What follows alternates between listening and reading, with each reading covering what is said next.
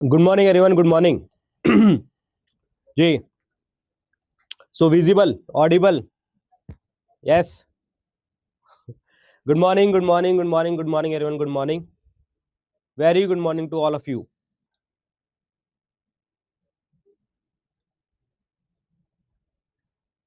सो guys, देखो आज से हम स्टार्ट कर रहे हैं करंट अफेयर की सीरीज, और ये करंट अफेयर जो है वो मैं पढ़ाने वाला हूँ। ठीक है, ये करंट अफेयर जो होंगे वो मैं पढ़ाऊंगा आपको। और ये करंट अफेयर्स जो वीकली करंट अफेयर्स हैं, ठीक है, ये सबको आपको पता है। और दूसरी बात, सबसे इंपॉर्टेंट बात यहाँ पे ये है कि थोड़ा सा हमें जो अपनी अप्रोच है वो चेंज करनी है, पढ़ने की भी और पढ़ाने की भी। तो पढ़ाऊंगा मैं अलग से, जहां जैसे आप लोगों ने मुझे कभी यूट्यूब पे नहीं देखा होगा पढ़ाते हुए। और अप्रोच आपको क्या चेंज करनी है, जो मैं टास्क दूंगा वो आपको करने पड़ेंगे, चाहे कुछ भी हो इसमें। ठीक है, अब सुनो इसमें करना क्या है।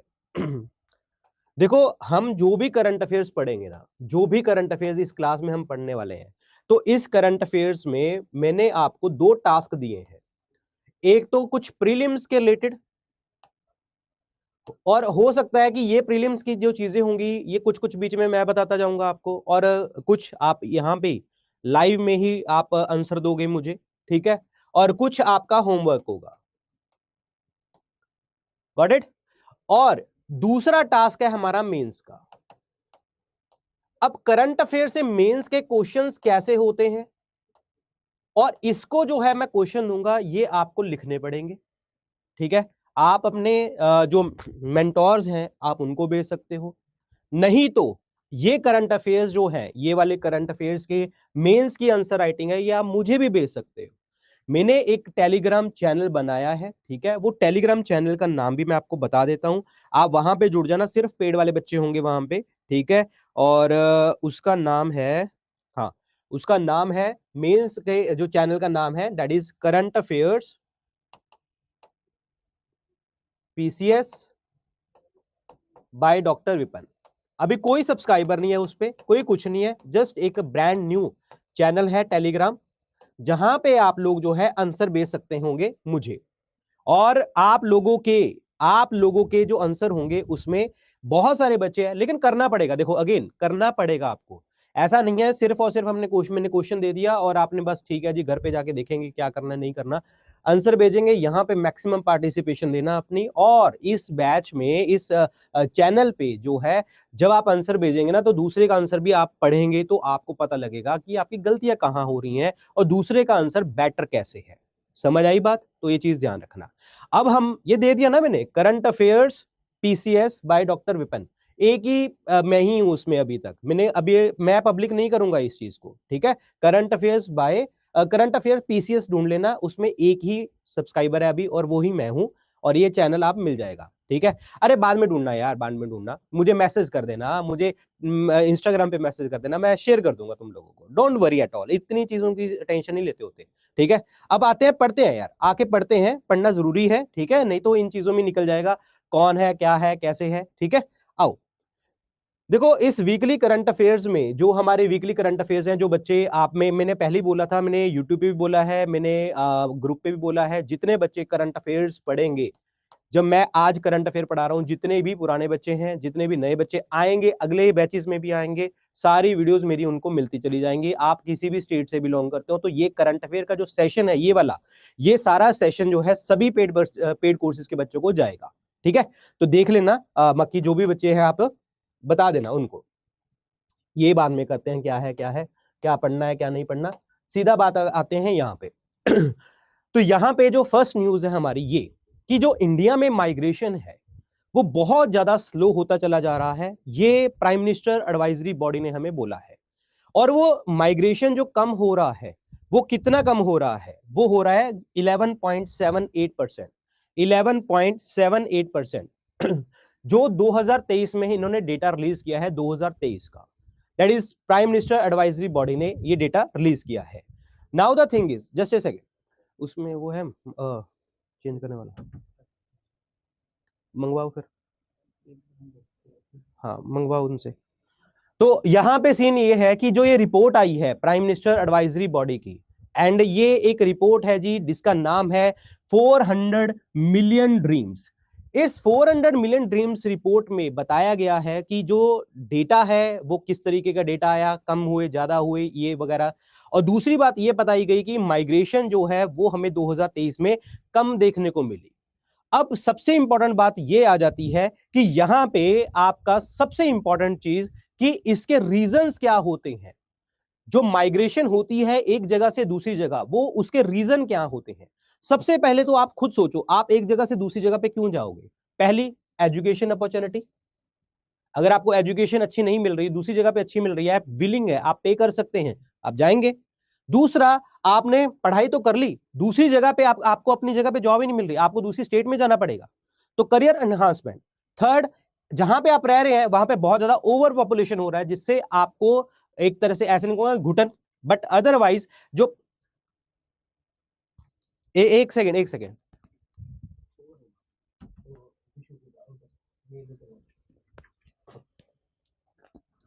तो यहां पे जो है ओवर पॉपुलेशन का सीन आ गया। ओवर पॉपुलेशन जहां पे होगा, क्राउडेड एरिया होगा, तो बंदे लोग एक जगह से दूसरी जगह पे जाने की कोशिश करेंगे। फोर्थ आपका पॉइंट बनेगा जी आपका रिलीजियस और सोशल रीजन।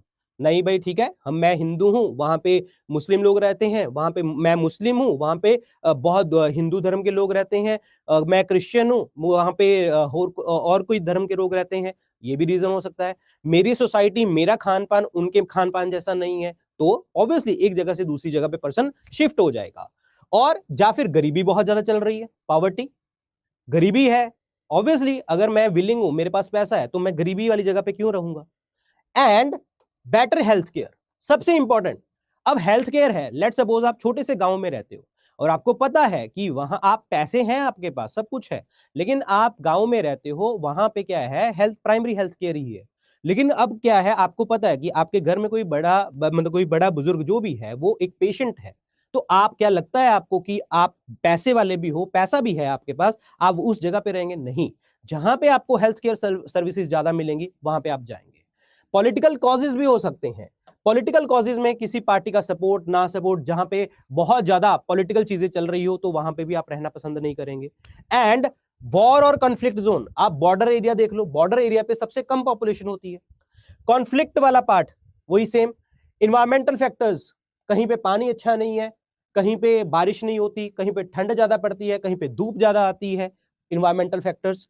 व्हाई नॉट, क्यों नहीं, हम अगर अगर let's suppose if I am rich, मैं अमीर आदमी हूं, मैं पढ़ा लिखा हूं, तो मैं क्यों नहीं एक जगह से दूसरी जगह पे शिफ्ट होऊंगा? क्यों? ये सारे रीजन जो है हमारे बनते हैं रीजन कि हम एक जगह से दूसरी जगह पे शिफ्ट हो। अभी जो एडवाइजरी बॉडी ने हमें ये रिपोर्ट दी है कि हाँ, ये जो रिपोर्ट दी है कि इतने लोग जो हैं निकले हैं अपनी माइग्रेशन से, मतलब 2023 में कम हुए हैं, वो रीजन समझ गए कि क्यों जाते हैं लोग। अब बात करते हैं कि क्यों कम हुए और कितने परसेंटेज कम हुए। ये डेटा वाला पार्ट है, ये मेंस आंसर राइटिंग में बड़ा काम आता है आपको। और जो आपका प्रीलिम्स का पार्ट है, वहां पे स्टेटमेंट बेस में बहुत काम आता है। कई बार वो स्टेटमेंट में इसी तरीके से क्वेश्चन डाल देते हैं और वहां पे आपको आंसर देना पड़ता है। तो पहली बात तो रिपोर्ट का जो नाम है वो क्या है आपका, दैट इज 400 मिलियन रिपोर्ट, ठीक है। और इसमें हमें डेटा मिला कि 2011 में जो माइग्रेंट्स हुए थे वो 45 to 57% लोग देखने को मिले थे, और 2023 में 40.2, जाने कि यहां पे रिडक्शन हो गया, माइग्रेशन कम हो रहा है, ठीक है।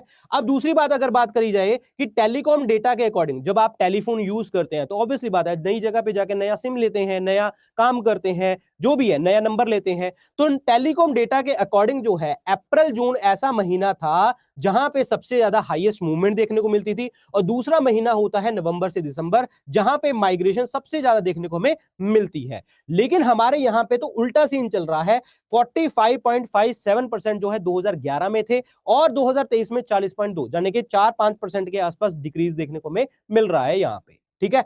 अब बात करी जाए कि इसकी जो चीजें हैं, यहां पे लो माइग्रेशन, यानी कि एक जगह से अगर दूसरी जगह पे पॉपुलेशन कम जा रही है, मतलब लोग कम गए हैं, उसका रीजन क्या होगा? अब वही सारे रीजन जो मैंने तुम्हें स्टार्टिंग में बताए थे कि हाँ, दीज आर द रीजन कि जिसके कारण जो है माइग्रेशन होती है एक जगह से दूसरी जगह पे।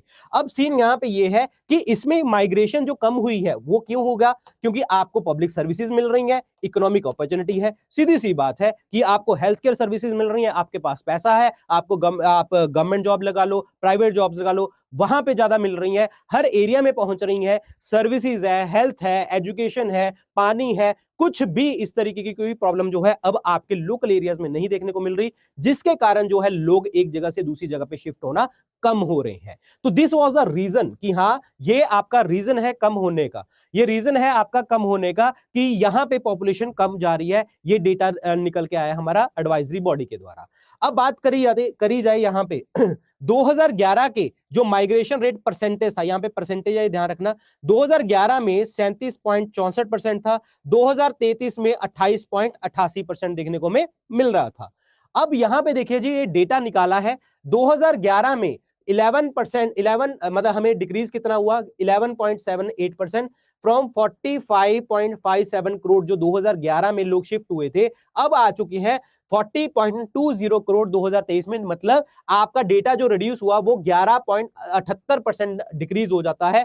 माइग्रेशन रेट जो है आपका 37.64 से जो 2011 में था और 28.88% हो गया 2023 में। और इसका रीजन क्या है, क्योंकि आपने देखो एयर माइग्रेशन कम होने का रीजन क्या है कि आपके पास सर्विसेज प्रॉपर तरीके से पहुंच रही हैं। और इस दौरान हमने देखा 2011 से 2023 में हमने देखा कि सबसे ज्यादा जो लोग शिफ्ट हो रहे हैं, माइग्रेशन जो हो रही है वो किन राज्यों में हो रही है। दिस इज इंपॉर्टेंट, ये फैक्चुअल भी है, प्रीलिम्स रिलेटेड भी पूछा जा सकता है, मेंस आंसर राइटिंग में लिखना ही पड़ेगा आपको।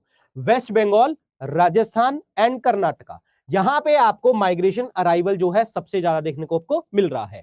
नंबर 2, यहां पे महाराष्ट्र और आंध्र प्रदेश जो है ऐसी स्टेट जहां पे जो माइग्रेशन का रेट है वो आपको कम देखने को मिला। मतलब कहने का मतलब यहां पे महाराष्ट्र और आंध्र प्रदेश में हो सकता है पब्लिक सर्विसेज अच्छी हो गई हो सकता है इकोनॉमिक अपॉर्चुनिटीज अच्छी हो गई हो, तो लोगों ने एक जगह से दूसरी जगह पे शिफ्ट नहीं किया। और यहां पे जो लोग ज्यादा शिफ्ट कर रहे हैं, इकोनॉमिक सर्विसेज, इकोनॉमिक डेवलपमेंट यहां पे ना हो रही हो, पब्लिक सर्विसेज यहां पे ना हो रही हो, जहां मतलब मिल ना रही हो, हेल्थ केयर अच्छा ना हो, तो इसी लोग यहां पे एक जगह से दूसरी जगह पे शिफ्ट कर रहे हैं।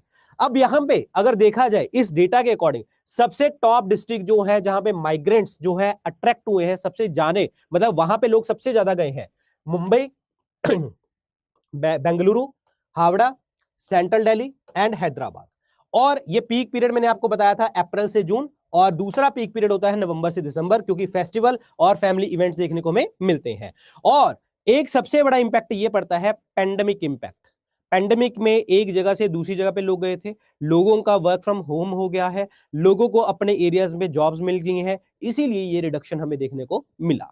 ठीक है, पेंडेमिक इंपैक्ट का post pandemic migration during a peak month, example May 2023, यहां पे जो है 66.67% lower than the 2012, indicating a permanent shift in the migration trend. अब आप देखो इसका रीजन क्या बना सकते हैं, आंसर राइटिंग की बात करते हैं हम यहां पे। इसका रीजन क्या बन सकता है कि ये लोग परमानेंट वहां पे शिफ्ट हो गए जहां पे ये बिलोंग करते थे। देखो ठीक है, कंपनीज के जो खर्चे हैं वो भी कम होते हैं। लेट सपोज मैं यहाँ पे पढ़ा रहा हूँ, ठीक है, और लेट सपोज मैं यहाँ पे जो है अपने घर से नहीं पढ़ा रहा, मैं कहीं और से पढ़ा रहा हूँ, मैं मेन ऑफिस से पढ़ा रहा हूँ, लेट सपोज, ठीक है। तो अगर मैं मेन ऑफिस में आता हूँ तो मेन ऑफिस का खर्चा भी तो है ना इस जगह का। घर में है, मैं घर में बैठा हूँ, मैं आराम से पढ़ रहा हूँ, बस एक स्क्रीन लगाने की जरूरत है, बात खत्म। लेकिन यहाँ पे पूरे तामझाम होंगे, ये 2-3-4 लड़के भी आएंगे, ये एसी भी चलेगा, ये भी चलेगा, तो खर्चे कंपनी के बढ़ रहे हैं। तो कंपनी ने ये खर्चे कम करने के लिए लोगों को परमानेंटली शिफ्ट कर दिया। ठीक है, आप घर से काम करो, कोई दिक्कत नहीं है, प्रोडक्टिविटी है, ठीक है, थोड़ी बहुत शिफ्ट होगी, कोई दिक्कत नहीं है, बट हमारे खर्चे बहुत बढ़ रहे हैं, जिसके कारण जो है वो वेल्थ क्रिएशन हो रही है इंडस्ट्रियलिस्ट की, जब बड़े लोग हैं या एमएनसीज है उनकी। और दूसरी लोग वहां पे खुश हैं, अपॉर्चुनिटीज वहां पे मिल रही हैं, हेल्थ केयर है, फैमिली मतलब मेंटल हेल्थ बहुत अच्छी रह रही है अब लोगों की, क्योंकि अपनी फैमिली में जाके रह रहे हैं वो। तो ये सारे रीजन है जिसका रिडक्शन हमें कम देखने को मिला कि माइग्रेशन कम क्यों हो रही है हमारे देश में। अगर देखा जाए इंटरनेशनल ऑर्गेनाइजेशन फॉर माइग्रेशन के अकॉर्डिंग, देखो इसकी डेफिनेशन के अकॉर्डिंग क्या है कि अगर कोई पर्सन एक जगह से दूसरी जगह पे मूव करता है, ठीक है, चाहे वो रेजिडेंस के लिए, चाहे वो इंटरनेशनल बॉर्डर्स के ऊपर, जब एक जगह से दूसरी जगह पे शिफ्ट करेगा तो दैट इज वो पर्सन क्या होगा, माइग्रेंट उसे हम कहते हैं। अब माइग्रेशन क्यों होती है वो रीजन आपको मैंने बता दिए, और यहां पे माइग्रेशन जो है सबसे इंपॉर्टेंट क्यों आती है, क्योंकि वहां पे अगर इफेक्टिव पॉलिसीज, प्रोग्राम्स और प्रैक्टिकल इंटरवेंशन जो है, political intervention, practical intervention proper तरीके से हो तो उसमें चेंजेस हमें देखने को मिलेगा। अगर पॉलिटिकल चीजें वहां पे बहुत ज्यादा हो रही हैं तो लोग माइग्रेंट्स की तरफ जाएंगे, वहां पे करियर इन्हांसमेंट नहीं है तो आप दूसरी जगह पे जाएंगे जहां पे आपको ये चीजें मिलेंगी। तो ये सारे रीजन बन रहे हैं यहां पे, ठीक है। नाउ द थिंग इज कि यहां पे गवर्नमेंट ने बहुत सारे इनिशिएटिव्स लिए हैं इस माइग्रेशन के लिए। वो कौन से इनिशिएटिव है? The number one is the prime minister street vendors Atmanirbhar Nidhi, prime minister Svanidhi, जिसके अंतर्गत वो फाइनेंशियल सपोर्ट प्रोवाइड कर रहे हैं स्ट्रीट वेंडर्स को कि भाई आपको बड़े शहरों में आने की कोई जरूरत नहीं है। और प्राइम मिनिस्टर श्रम योगी मानधन योजना, जिसमें हम पेंशन्स दे रहे हैं जितने भी आपके इनफॉर्मल सेक्टर में है। अब फॉर्मल और इनफॉर्मल का मतलब क्या होगा? इनफॉर्मल का मतलब जो है दैट मींस जो आप जिसमें जैसे ये लेबर्स की बात आ जाए, स्ट्रीट वेंडर्स की बात आ जाए, लोकल शॉप्स की बात आ जाए, मतलब जो एक जगह से दूसरी जगह पे शिफ्ट हो सकते हैं, इनफॉर्मल सेक्टर्स, इनफॉर्मल वर्कर्स की बात करी जाए तो उसमें हम उनको पेंशन भी दे रहे हैं। One nation one ration card, जिसमें हम उनको फूड सिक्योरिटी प्रोवाइड कर रहे हैं। और साथ के साथ जो है मेरा राशन ऐप, जो मेरा राशन ऐप है आपका, ठीक है, इसमें हम पब्लिक डिस्ट्रीब्यूशन सिस्टम जो है माइग्रेंट्स के लिए प्रोवाइड कर रहे हैं, उनको एक्सेस दे रहे हैं यहाँ पे। तो कहने का मतलब ये हुआ कि प्राइम मिनिस्टर जो गवर्नमेंट है, गवर्नमेंट भी बहुत सारे इनिशिएटिव ले रही है सो दैट आपकी इकोनॉमिक ग्रोथ भी होती चली जाए और माइग्रेंट इधर से उधर जो जा रहे हैं जहां पे भी हैं वो सेट रहे, अगर जा रहे हैं तो उनको ये सारी चीजें मिलती चली जाए। लेकिन अब एक चीज यहां पे ये भी आती है जो आपको मेंस आंसर राइटिंग में काम बहुत जाएगी कि 2011 का जो सेंसस आया था उसका डेटा क्या था। अब जो हमने पहले डिस्कस किया था वो डेटा था 2011 से लेके 2023 तक का, कि जिसमें वेस्ट बंगाल ये सब जहां पे जो पॉपुलेशन जो है एक जगह से दूसरी जगह पे गई, सबसे जो ज्यादा लोग गए मुंबई में गए, बेंगलुरु में गए, ये सारा डेटा 2011 से 2023 तक का था। लेकिन अगर मैं सेंसस की बात करता हूं, अभी लेटेस्ट सेंसस जो आज के अकॉर्डिंग अगर हम बात करें तो 2011 का सेंसस हुआ है हमारा। तो 2011 के सेंसस के अकॉर्डिंग जो है हमारे, ये सेंसस कहता क्या है, 2011 का सेंसस हमें कहता क्या है कि latest government data on migration जो 2011 का आया था कि इंडिया में 45.6% माइग्रेंट्स जो हैं 2011 में देखने को मिले, जिस जो कि 38% पॉपुलेशन का बनता है। लेकिन 2011 से 2001 से 2011 में जो पॉपुलेशन है वो 18% जो है बढ़ी है और माइग्रेंट्स जो हैं आपके पहुंच चुके हैं 45% तक। 99% जो टोटल माइग्रेशन है वो इंटरनल है। इंटरनल का मतलब अपने देश के अंदर ही एक जगह से दूसरी जगह पे आप जा रहे हैं। और इमाइग्रेंट्स हैं यानी कि इंटरनेशनल माइग्रेंट्स, यानी कि इंटरनेशनल माइग्रेंट्स हमारे देश में आ रहे हैं और ये आपका डेटा कंसिस्ट करते हैं ओनली 1%। मतलब 99% जो डेटा है हमारा माइग्रेंट्स का वो एक स्टेट से दूसरी स्टेट, एक गांव से शहर में, शहर से गांव में ऐसे लोग आ रहे हैं। लेकिन 1% वो हैं जो बाहर से हमारे देश में आ रहे हैं। ये 2011 का सेंसस का डेटा है, ठीक है। और इसमें बोला गया है कि यहां पे जो माइग्रेंट सबसे ज्यादा देखने को मिले 99% में से सबसे ज्यादा माइग्रेंट्स कहां पे देखने को मिले? 21 करोड़ लोग देखने को मिले रूरल टू रूरल माइग्रेंट्स, यानी कि एक जगह से दूसरी जगह पे जो बंदा गया है वो रूरल टू रूरल। तो this is a prelims fact, this is a prelims fact, यहां पे इंपॉर्टेंट बन गया। हमारी पॉपुलेशन जो माइग्रेंट्स हुई है एक जगह से दूसरी जगह के ऊपर, वो कौन सी, कहां पे, कौन सी कैटेगरी में सबसे ज्यादा हुई है? तो आपको बोलेंगे रूरल टू रूरल। और सबसे ज्यादा कितनी? 21 करोड़। नंबर इंपॉर्टेंट नहीं है, ये रूरल टू रूरल माइग्रेंट्स बड़े इंपॉर्टेंट है। और जो कितना कंपोज करते हैं 54% of the classified internal migration. और इंटरनल माइग्रेशन कितनी हो रही थी? 99%। और उसमें 21 करोड़ लोग जो है rural to rural urban migrants हो रहे हैं यहां पे। और यहां पे देखा जाए इंट्रास्टेट मूवमेंट, इंट्रास्टेट का मतलब within the states, intrastate movement जो देखने को मिली 88% of all the internal migrants. Uttar Pradesh और बिहार में लार्जेस्ट सोर्स है इंटरस्टेट माइग्रेंट्स का। और महाराष्ट्र और दिल्ली में सबसे लार्जेस्ट रिसीवर, यानी कि महाराष्ट्र और दिल्ली में मतलब अलग अलग स्टेट्स के लोग आते हैं यहां पे काम करने के लिए। कहने का मतलब ये हुआ कि यहां पे जो ये महाराष्ट्र और दिल्ली में रिसीवर क्यों ज्यादा हो रहे हैं? Opportunities, career growth, health care, पैसा, पॉलिटिकल दबाव कुछ इतना ज्यादा नहीं है, बस अपना काम करो, निकलो, पैसे कमाओ, ठीक है। तो ये इंपॉर्टेंट डेटा है आपका। सो मेजॉरिटी जो है 70% इंट्रा स्टेट माइग्रेशन जो है वो आपकी क्यों हो रही है? मैरिज और फैमिली के लिए। समझ आया डेटा आपको? ये पॉइंट समझ आए कि जो ये लोग जो है रूरल टू रूरल भी जा रहे हैं, या तो गांव से हैं, जहां अपनी फैमिलियां वहां से हैं, या फिर वो आपकी मतलब एक जगह से दूसरी जगह पे शादी हो रही है। So this was the reason कि ये लोग इधर से उधर शिफ्ट हो रहे हैं। अभी ये वाला जो डेटा है ये 2011 का डेटा है, जो मैंने तुम्हें अभी पढ़ाया था सबसे पहले वो 2011 से लेके 2023 का डेटा था। तो इसका मतलब हमें 20 साल का डेटा इस क्लास में मिल गया है। अब 20 क्लास का डेटा जब तुम्हें मिल गया है तो आपको ये आंसर बताना है, आपको लिख के बताना है मुझे, आप मुझे ये भेजोगे आंसर लिख के, ये वाला question. Discuss the change in trend of labour migration with in and outside India in last 2 to 3 decades. भाई आपको ट्रेंड बताना है यहां पे। अब डिस्कस करना है तो आप क्या बताएंगे कि क्यों जा रहे हैं लोग। सबसे आपने वही सारी चीज वही क्राइटेरिया क्रिएट करना है कि माइग्रेंट्स किसे कहते हैं, रीजन क्या होते हैं, फिर आपको बताना है कि ये रूरल टू रूरल सबसे ज्यादा हो रही है और शादियां हो रही हैं, फैमिली रीजन है, ये है वो डेटा इंपॉर्टेंट है, जो डेटा हमने लिखा है उसको डालना है यहाँ पे। इंटरनेशनल माइग्रेंट्स क्यों हो रहे हैं, क्योंकि वहां पे आपकी करियर ग्रोथ है, सेम वही चीज जहां भी अगर हम बाहर जा रहे हैं, हमने 2011 के सेंसस के अकॉर्डिंग 1% बोला है लोग कि इंटरनेशनल माइग्रेंट्स है। और इंटरनेशनल माइग्रेंट्स अगर 140 करोड़ की पॉपुलेशन की बात करें तो 1.4 करोड़ जो है लोग हमारे देश के बाहर जा रहे हैं। वो क्यों जा रहे हैं, पैसा, career growth, family, health and all, ये सब चीजें। तो वो आपने इसमें ट्रेंड डिस्कस करना है। ये आपने कमेंट तो है ही नहीं है यहाँ पे, ये आप लोगों ने मुझे आंसर लिख के भेजना है, जो मैंने टेलीग्राम चैनल बताया है आपको। नहीं वहां पे भेज सकते जहां पे नहीं मिला, ठीक है, तो आप लोग आप लोग क्या करेंगे कि आप मुझे इंस्टाग्राम पे मैसेज करेंगे या जहां पे भी मैं आपको लिंक वो शेयर कर दूंगा, ठीक है।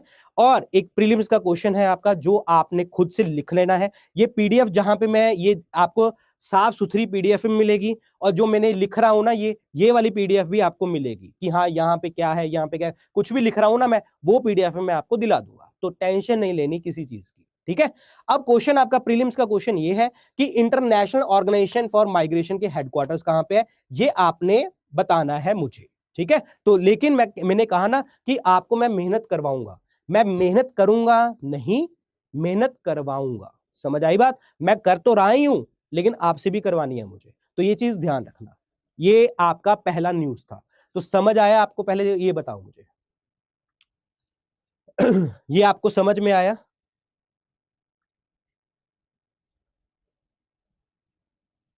हाँ हाँ, ये सब मिलेगा, सब मिलेगा, सब मिलेगा, सब मिलेगा। हाँ वो मैं कर दूंगा, ये हिंदी में लिखवा दूंगा मैं क्वेश्चन, नो डाउट। देखो एक दो स्लाइड्स होंगी जो इंग्लिश में होंगी, मैं लिखवा दूंगा, ये आपको मिल जाएगा, डोंट वरी एट ऑल। समझ में आ गया? लिख दोगे, लिख दोगे, ये सारा कुछ मिलेगा भाई तुम्हें, ये सब कुछ मिलेगा तुम्हें, तो डोंट वरी एट ऑल, ठीक है। चलो, मजा आ रहा है? मैंने पहली बार क्लास ले रहा हूं मैं पेड बैच में आके, तुम कहते रहते थे कि सर कहाँ हो कहाँ हो, आ गया हूं मैं अब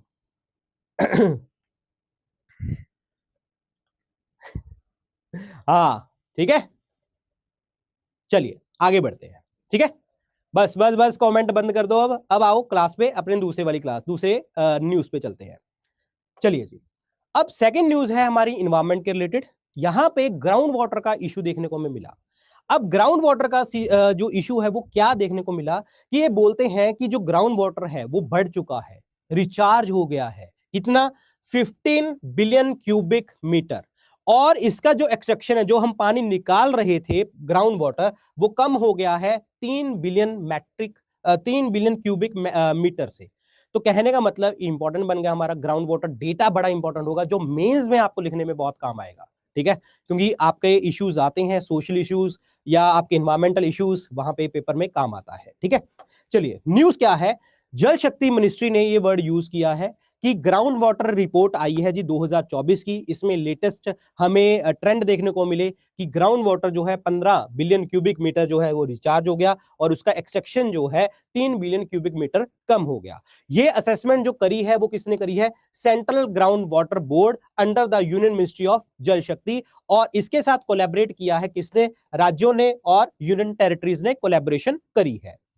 अब यहां पे लास्ट 5 असेसमेंट हमने देखने को मिली, और इसमें हमें देखने को मिला कि जो पानी है वो रिचार्ज हो रहा है कंसिस्टेंटली। कहां पे, जितने भी tanks, ponds, water conservation structures, ये सारे जहां जहां पे हमारा पानी जहां पे यूज होता है, जिस तरीके से हम पानी यूज करते हैं। अच्छा एक चीज बताओ, हमारा देश में सबसे ज्यादा जो इरिगेशन होता है वो कहां से होता है, कमेंट सेक्शन में लिख के बताओ। हमारे जो इंडिया में सबसे ज्यादा जो सिंचाई होती है वो कहां से होती है, वो सिंचाई होती है ट्यूबवेल से। कहां से होती है? ट्यूबवेल से। समझ आई बात? सबसे ज्यादा ठीक है, सबसे ज्यादा जो होती है वो ट्यूबवेल से देखने को हमें मिलती है, ये चीज ध्यान रखना।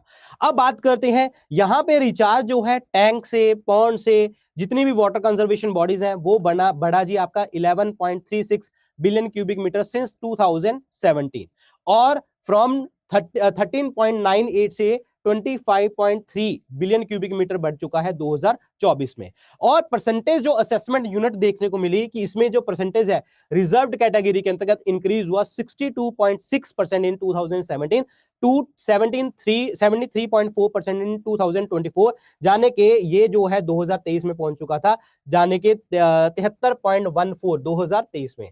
यहां पे देखो एक चीज आपको बता दूं कि यहां पे आपको एक चीज याद रखनी है कि 15 बिलियन क्यूबिक मीटर तो बढ़ा है, रिपोर्ट आई है, और उसका जो पानी हमने निकालना कम हुआ वो कितना कम हुआ? 3 बिलियन क्यूबिक मीटर हमने कम कर दिया। तो इसका मतलब ग्राउंड वाटर रिचार्ज हो रहा है, कम निकालना भी कम कर दिया और पानी भी आ रहा है। और इसका रीजन इन्होंने बताया कि हम कंजर्व कर रहे हैं पानी को, चाहे वो टैंक्स लगा लो, पॉन्ड्स लगा लो, चाहे वो वाटर कंजर्वेशन के स्ट्रक्चर्स लगा लो, ठीक है। और हमारे इंडिया में सबसे ज्यादा जो सिंचाई होती है यानी कि इरिगेशन होता है वो कहां से करते हैं? हम ट्यूबवेल से करते हैं। और ये जो रिचार्ज हो रहा है ये डेटा आपको याद करना पड़ेगा, ठीक है। इसमें मैं आप क्या बताऊं, इसमें तो मैं कुछ नहीं बताऊंगा, ये डेटा आपको याद करना पड़ेगा। ये डेटा भी आपको आई थिंक ये मेंस में काम आएगा, प्रीलिम्स में इतना डेटा नहीं इंपॉर्टेंट है, वो 15 और 3 वाला इंपॉर्टेंट डेटा है, ठीक है। आगे बात करते हैं जो टोटल ग्राउंड वाटर रिचार्ज हुआ है कंट्री में वो कितना हुआ है? 446.90 billion cubic metre. Annual exploitable ground water resource in the country, मतलब जहां से पानी का सारा साल का पानी जो है हम एक्सप्लॉइट करते हैं 406.19 बिलियन क्यूबिक मीटर। और जो हम ग्राउंड वाटर को हर पर्पस के लिए यूज कर देते हैं, चाहे आप खाना बनाने में लगा लो, ठीक है, चाहे आप जो वॉशरूम वगैरह के लिए पानी यूज करते हैं आपने देखा होगा, ठीक है, और या फिर आप उसको इंडस्ट्री पर्पस के लिए यूज कर रहे हो, कपड़े धोने के लिए कर रहे हो, सभी पर्पस का जितना भी एनुअल ग्राउंड वाटर एक्सट्रैक्शन है वो 245.64 बिलियन क्यूबिक मीटर है। एवरेज लेवल जो ग्राउंड वाटर एक्सप्लॉइटेशन है सभी हमारे देश के अंतर्गत वो 60.47% है। तो ये डेटा इंपॉर्टेंट है, ये आप देख लेना, ओके, डेटा इंपॉर्टेंट है, पढ़ना है। अब यहां पे ग्राउंड वाटर एक्सट्रैक्शन का मतलब क्या होता है? ग्राउंड वाटर एक्सट्रैक्शन क्या मतलब हुआ कि जो खड्डा खोदा वहां से पानी निकाला। वो पानी हम क्यों निकालेंगे? जा तो हमने घर में पानी यूज कर रहे हो आप लोग सर्वाइवल के लिए, या फिर आप क्रॉप्स के लिए यूज कर रहे हो, या फिर आप मशीनरी यूज कर रहे हो ताकि आपकी लाइफ जो है वो पूरी तरीके से कंफर्टेबल हो जाए। और हर पर्सन को प्योर वन पानी चाहिए, और ग्राउंड वाटर जो है वो प्योरेस्ट फॉर्म है, मोर क्लीन है हमें, ठीक है। तो इसीलिए हम हैविली डिपेंडेंट है किसके ऊपर? ग्राउंड वाटर के ऊपर हैविली डिपेंडेंट है कि हाँ यहां से पानी निकालना हमें लिए जरूरी हो चुका है। लेकिन अब यहां पे इंपॉर्टेंट चीज क्या है? ये न्यूज थी इतनी, मतलब ग्राउंड वाटर की न्यूज थी इतनी, तो मेरे दिमाग में क्वेश्चन क्या आते हैं, जो फैक्ट्स क्या आते हैं, जो इसमें ग्राउंड वाटर में कंटेमिनेशन भी होगा, 100% होगा। ये डेटा जो उन्होंने बोला था वो इतना न्यूज इतनी ही थी कि हाँ ये हुआ है, ये हुआ है। लेकिन दिमाग में क्या आया, हमारे इंडिया में ग्राउंड वाटर में बहुत सारी कंटेमिनेशन है, बहुत सारे ऐसे मिनरल्स हैं, बहुत सारे ऐसे रेडियो एक्टिव पॉल्यूटेंट्स हैं जो हमारे पानी में मिले हुए हैं। तो यहां से कौन सी बीमारियां हो सकती हैं, यहां पे कौन कौन से वो पॉल्यूटेंट्स हैं जो पानी का वाटर कंटेमिनेशन कर रहे हैं, ये इंपॉर्टेंट बन जाता है डेटा। तो इसके बाद वाला जो डेटा है वो प्रीलिम्स के रिलेटेड डेटा है आपका सारा। अब यहां पे देखो प्रीलिम्स डेटा, इसमें क्या है, हमारे पानी में ग्राउंड वाटर में आर्सेनिक, फ्लोराइड, आयरन और यूरेनियम ये जो नेचुरली हमें देखने को मिलते हैं, लेकिन ये नेचुरली अगर बढ़ जाते हैं तो आपका ऑब्वियसली ग्राउंड वाटर क्या हो जाएगा? कंटेमिनेशन देखने को हमें मिलेगा। जिसके अंदर सबसे पहली बात अगर हम बात करें, the one is blue baby syndrome. ये ब्लू बेबी सिंड्रोम क्या होता है? जब आपकी बॉडी में नाइट्रेट्स की कंसंट्रेशन बढ़ जाए, ठीक है, जब नाइट्रेट्स की कंसंट्रेशन बढ़ जाए तो जो है आपको हो जाता है दैट इज एक सेकेंड, हाँ, नाइट्रेट्स की कंसंट्रेशन बढ़ जाए तो आपका स्किन जो है वो डिसकलर होने लग जाता है, यानी कि आपका कलर ब्लूइश कलर होने लग जाता है, और उसे हम कहते हैं मिथेमोग्लोबिनीमिया, इस कंडीशन का नाम यह है जब ब्लूइश कलर दिखने लग जाएगा स्किन का नाइट्रेट्स कंटेंट के कारण। और अगर ऐसी कंडीशन आती है तो आपका जो एब्नॉर्मल फॉर्म ऑफ हीमोग्लोबिन हो जाएगा, यानी कि मिथहेमोग्लोबिनीमिया, और उसे हम मिथहेमोग्लोबिनीमिया कहते हैं। एंड इससे जो है एबिलिटी, क्योंकि आपको पता है जो हीमोग्लोबिन है, हीमोग्लोबिन जो है HB, उसके दो पार्ट है, हीम एंड ग्लोबिन, ये तो सबको पता है, ठीक है। जो हीम पार्ट है वो क्या है, आयरन वाला पार्ट जो ब्लड को रेड कलर देता है। जो ग्लोबिन वाला पार्ट है ना, ये कैरी करता होता है ऑक्सीजन और कार्बन डाइऑक्साइड। अगर आपका मिथहीमोग्लोबिन बन गया, यानी कि नाइट्रेट्स कंटेंट बढ़ गया, तो इसका मतलब क्या है कि ऑक्सीजन का लेवल जो है एक जगह से दूसरी जगह पे जाने का लेवल जो है वो कम हो जाएगा, यानी कि ऑक्सीजन लेवल कम हो जाएगा, नाइट्रेट्स बढ़ जाएंगे, जिसके कारण कलर क्या हो जाएगा, दैट इज ब्लूइश कलर दिखने लग जाएगा स्किन का। तो यहां पे ये कंडीशन आ जाती है और उसे हम क्या कहते हैं, ब्लू बेबी सिंड्रोम के नाम से जानते हैं। अगर कोई पर्सन कैडमियम रिच पानी पी ले तो उसे हम इटाई इटाई डिजीज कहते हैं, और इस इटाई इटाई डिजीज को आउच आउच डिजीज के नाम से भी जानते हैं। अगर मर्करी कंटेमिनेशन होता है तो उसे हम मिनीमाटा डिजीज कहते हैं, और ये एक न्यूरोलॉजिकल सिंड्रोम है, यानी कि ब्रेन से रिलेटेड चीज है ये, और ब्रेन आपका खराब करेगा ये वाला पार्ट, ठीक है, that is in the humans. अब बात करी जाए, ये क्वेश्चन है, आप फटाफट बताओ इसका आंसर, लाइव में करेंगे ये काम, ये फटाफट आंसर बताओ, इसका क्या आंसर लगता है आपको। तब तक मैं पानी पी लूं, अरे कहां रख दी बोतल मैंने, हाँ फटाफट बताओ।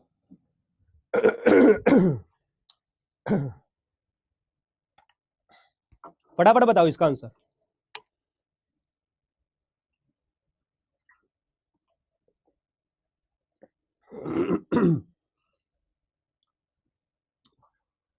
बेटा देखो, ये फर्स्ट क्लास है, मुझे आइडिया नहीं था कि हिंदी वाले स्टूडेंट्स का, सच्ची में आइडिया नहीं था। जो कुछ ऐड ऑन किया है ना मैंने, जैसे कुछ ऐड ऑन किया है और उसमें कहीं कहीं पे कुछ इंग्लिश स्लाइड्स दिख रही हैं, वो मैंने ऐड करी हैं, और मतलब पर्सनली ऐड करी हैं, तो मुझे आइडिया नहीं था। बट आगे से मैं क्या करूंगा, उसका हिंदी वर्जन भी लिख दूंगा। प्लीज आज के लिए मैनेज कर लीजिए, ठीक है, आज के लिए मैनेज कर लीजिए। और जो आपको पीडीएफ ये मिलेगी आपकी वीडियो में, वो आपको एज इट इज हिंदी वाली फॉर्म में भी मिल जाएगी। बताइए जी फटाफट।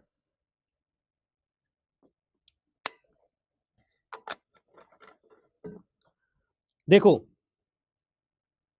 ये क्या कह रहा है, पॉल्यूटेंट्स जो हैं ड्रिंकिंग वाटर में कौन कौन से आपको देखने को मिलते हैं डिफरेंट डिफरेंट कंट्रीज के पार्ट में, आर्सेनिक, फ्लोराइड, फॉर्मेल्डेहाइड, यूरेनियम, सॉर्बिटोल। तो ये कौन सा आंसर बनता है जी आपका, आंसर नंबर सी, ठीक है। जो बच्चे आंसर दे रहे थे, तो इसमें आर्सेनिक हमें देखने को मिलता है, हमें फ्लोराइड देखने को मिलता है पानी में, और यूरेनियम का कंटेंट हमें देखने को मिलता है। तो this was the right answer. तो यहां से हमें मेंस का क्वेश्चन क्या निकलता है, ये वाला। प्रीलिम्स का मैंने बता दिया, और आप ये बताएंगे, suggest measure to improve the water storage and irrigation system to make its judicious use under the depleting scenario. कहने का मतलब ये है कि हमारा पानी जो है लगातार खराब होता चला जा रहा है, वाटर स्टोरेज के इंप्रूव करने के तरीके आप बताओ, इरिगेशन सिस्टम को यूज करने के तरीके बताओ, जिससे हम पानी भी बचा सकें और उस पानी का प्रॉपर तरीके से यूज भी कर सकें। तो आप बहुत सारे मेथड यूज कर सकते हो, जैसे ड्रिप इरिगेशन का मेथड है, रेन वाटर हार्वेस्टिंग का मेथड है। तो ये सारे मेजर्स आपको लिखने पड़ेंगे। पॉइंट समझ आया, ये सब कुछ आपको बताना पड़ेगा। मल्चिंग का मेथड आप यूज कर सकते हैं, टेरेस फार्मिंग आप कर सकते हैं, ठीक है। इस तरीके की चीजें आप लोगों को बतानी पड़ेंगी इस वाले क्वेश्चन में। ये क्वेश्चन आपको 100 वर्ड्स में लिखना है। अगेन मुझे ये क्वेश्चन शेयर करना है आपको। पॉइंट समझ आया, समझ में आ गया आप लोगों को। तो ये आंसर आपने मुझे लिख के भेजना है। तो मैंने आपको बताया है कि करंट अफेयर को एक अलग पैटर्न पे हम पढ़ने वाले हैं, क्योंकि यहां से ही जो आपके पॉलिटी, हिस्ट्री, ज्योग्राफी जो सब कुछ बनता है ना, वो यहीं से हम क्वेश्चन घूम के निकलते हैं। तो ये चीजें हम ऐसे पढ़ेंगे कि यहां से हमें इंपॉर्टेंट चीजें पता चलती जाए, related to prelims, related to mains, answer writing कैसे करनी है, और मतलब आंसर राइटिंग के क्वेश्चंस कैसे बन सकते हैं। तो इस तरीके की चीजें आपको मिलेंगी, ठीक है। एंड में बात करेंगे कहां पे सेंड करना है, कहां पे नहीं करना, जस्ट पढ़ लीजिए, जस्ट पढ़ लीजिए अभी, ठीक है। एंड में बात करेंगे आपसे। अगला क्वेश्चन है जी, अभी जो है ये आपको पता होगा शेंगेन एरिया, ठीक है। जहां पे शेंगेन एरिया होता क्या है, शेंगेन एरिया का मतलब ये होता है कि जब आप अपने बॉर्डर्स पे कोई आपको वो ना हो, दैट मींस कोई वीजा वूजा की कोई जरूरत नहीं पड़े, कोई एक्सपोर्ट करना हो, इंपोर्ट करना, कुछ भी कर रहे हो, बंदे आ रहे हैं जा रहे हैं, तो that is called Schengen area. अभी जो है रोमानिया और बुल्गारिया कंट्रीज ने जो है वो आपके शेंगन एरियाज में आए हैं और फुल टाइम मेंबर बन चुके हैं। जितना भी लैंड बॉर्डर कंट्रोल था उन्होंने स्क्रैप ऑफ कर दिया है और इसके बाद जो है अब वो फुल टाइम मेंबर बन चुके हैं हमारे शेंगन एरिया के। ठीक है, अब बात यहां पे ये आती है कि इंपॉर्टेंट क्या चीज है। तो first of all Schengen zone जो है एक नाम है, ये एक गांव था कहां पे, लग्जमबर्ग में। एक कंट्री है लग्जमबर्ग, उसमें एक गांव है। फिर उसके बाद इसी नाम से एग्रीमेंट बनता है, शेंगन एग्रीमेंट 1985 का और शेंगन कन्वेंशन 1990 की। और शेंगन एरिया जो है वो वर्ल्ड का बिगेस्ट एरिया है जहां पे कोई भी आपका इंटरनल बॉर्डर कंट्रोल नहीं है, आप एक जगह से दूसरी जगह पे जा सकते हैं, जिसमें आपकी 29 कंट्रीज आती हैं और जिसमें से 27 यूरोपियन यूनियन मेंबर्स हैं। 27 में से 25 आपकी कौन सी, 25 जो है 29 में से 25 जो है वो यूरोपियन यूनियन के मेंबर हैं। और एक जो है इसके अलावा जो है साइप्रस और आयरलैंड, जो यूरोपियन यूनियन के जो मेंबर हैं 27 एक्सेप्ट साइप्रस एंड आयरलैंड। तो ये स्टेटमेंट बन के आ सकता है, आपको स्टेटमेंट बन के आ सकता है कि शेंगन एरिया में आप बताइए all the European members are the part of Schengen area. नहीं, सिर्फ 2 कंट्री नहीं है, 25 है। साइप्रस और आयरलैंड जो है वे यूरोपियन यूनियन के मेंबर हैं, but not the part of the Schengen area. ठीक है, और 4 जो है आपकी नॉन यूरोपियन कंट्रीज हैं, जिसमें आइसलैंड है और लिक्टेनस्टीन है, नॉर्वे है, स्विट्जरलैंड है। तो ये 4 ये आ जाती हैं। तो 25 ये होगी और 4 ये होगी, तो टोटल कितनी होगी, 29 कंट्रीज। कितनी होगी, 29 कंट्रीज। क्लियर हो गया तुम्हें? हाँ, अब यहां पे देखिए जी, 1 जनवरी 2025 की न्यूज है, जिसमें रोमानिया और बुल्गारिया जो है वो फुल मेंबर बन चुके हैं यूरोपियन यूनियन शेंगन एरिया के 1 जनवरी 2025 को। अब सीन यहां पे ये आ जाता है कि यहां पे ये मैंने आपको बता दिया कि भाई 25 से 4 ये वो सब ये लिखा हुआ है, ये पढ़ने की जरूरत नहीं है। अब ये शेंगन एरिया प्रोवाइड क्या करते हैं, फ्री फैसिलिटी सिटीजन्स जो मेंबर कंट्रीज के हैं, कि आप एक जगह से दूसरी जगह पे जा सकते हैं, आप वहां पे काम कर सकते हैं, आप बिजनेस कर सकते हैं, टूरिज्म कर सकते हैं, या किसी भी पर्पस के लिए आप जा सकते हैं। आपको कोई भी रिस्ट्रिक्शन नहीं होगा, ना तो चेकिंग होगी ना बॉर्डर रिस्ट्रिक्शन होगा। आप एक जगह से दूसरी जगह पे आप जा सकते हैं, क्योंकि आप किसके अंदर आ रहे हैं, शेंगन एरिया के अंतर्गत आ रहे हैं। तो this is important thing. Okay, अब आगे बात करते हैं बुल्गारिया के बारे में। तो यहां पे रोमानिया और बुल्गारिया कंट्री है, तो हमें इन दोनों के बॉर्डर्स पढ़ने पड़ेंगे, क्योंकि यहां से ज्योग्राफी का क्वेश्चन निकल सकता है। ठीक है, बुल्गारिया और रोमानिया कहां कहां पे लिंक करते हैं, कहां कहां पे चीजों को कनेक्ट करते हैं। तो here is the Bulgaria country, so Bulgaria is here. ठीक है, सो बुल्गारिया जो बॉर्डर करता है ब्लैक सी को बॉर्डर करता है, here is the Black Sea and this is in between the जो है Romania and the Turkey. Romania और टर्की के बीच में आता है बुल्गारिया कंट्री। बुल्गारिया जो बाउंडेड है वो रोमानिया से आपके नॉर्थ में, ठीक है, नॉर्थ में, और टर्की से जो है आपका टर्की और ग्रीस से जो है आपका साउथ में आ जाता है। ठीक है, और इधर आपका पड़ता है, यानी कि ईस्ट वाली साइड पे पड़ता है आपका ब्लैक सी और नॉर्थ मैकेडोनिया और मैसेडोनिया। ठीक है, ये आपका पड़ता है that is in the Bulgaria के किस कहां पे, साउथ वेस्ट में पड़ता है, और इस साइड पे पड़ता है आपका सर्बिया वाला पार्ट। ठीक है, ये आपको पता होना चाहिए, बॉर्डर्स पता होने चाहिए, दिस इज इंपॉर्टेंट वन। हाँ हाँ, विदाउट वीजा, शेंगन एरिया का मतलब ही ये है, आपको वीजा वूजा की कोई जरूरत नहीं है। आप जब आप शेंगन एरिया में आ चुके हैं तो आपको कोई वीजा की जरूरत नहीं है, आप एक जगह से दूसरी जगह पे आप जा सकते हैं बिजनेस करने के लिए कहीं पे भी। ठीक है, हाँ, तो ये कंट्रीज लोकेशंस याद रखना, क्योंकि अब क्वेश्चन जो ज्योग्राफी में आते हैं, लोकेशन बेस्ड चीजें आती हैं, वो आती हैं यहां से।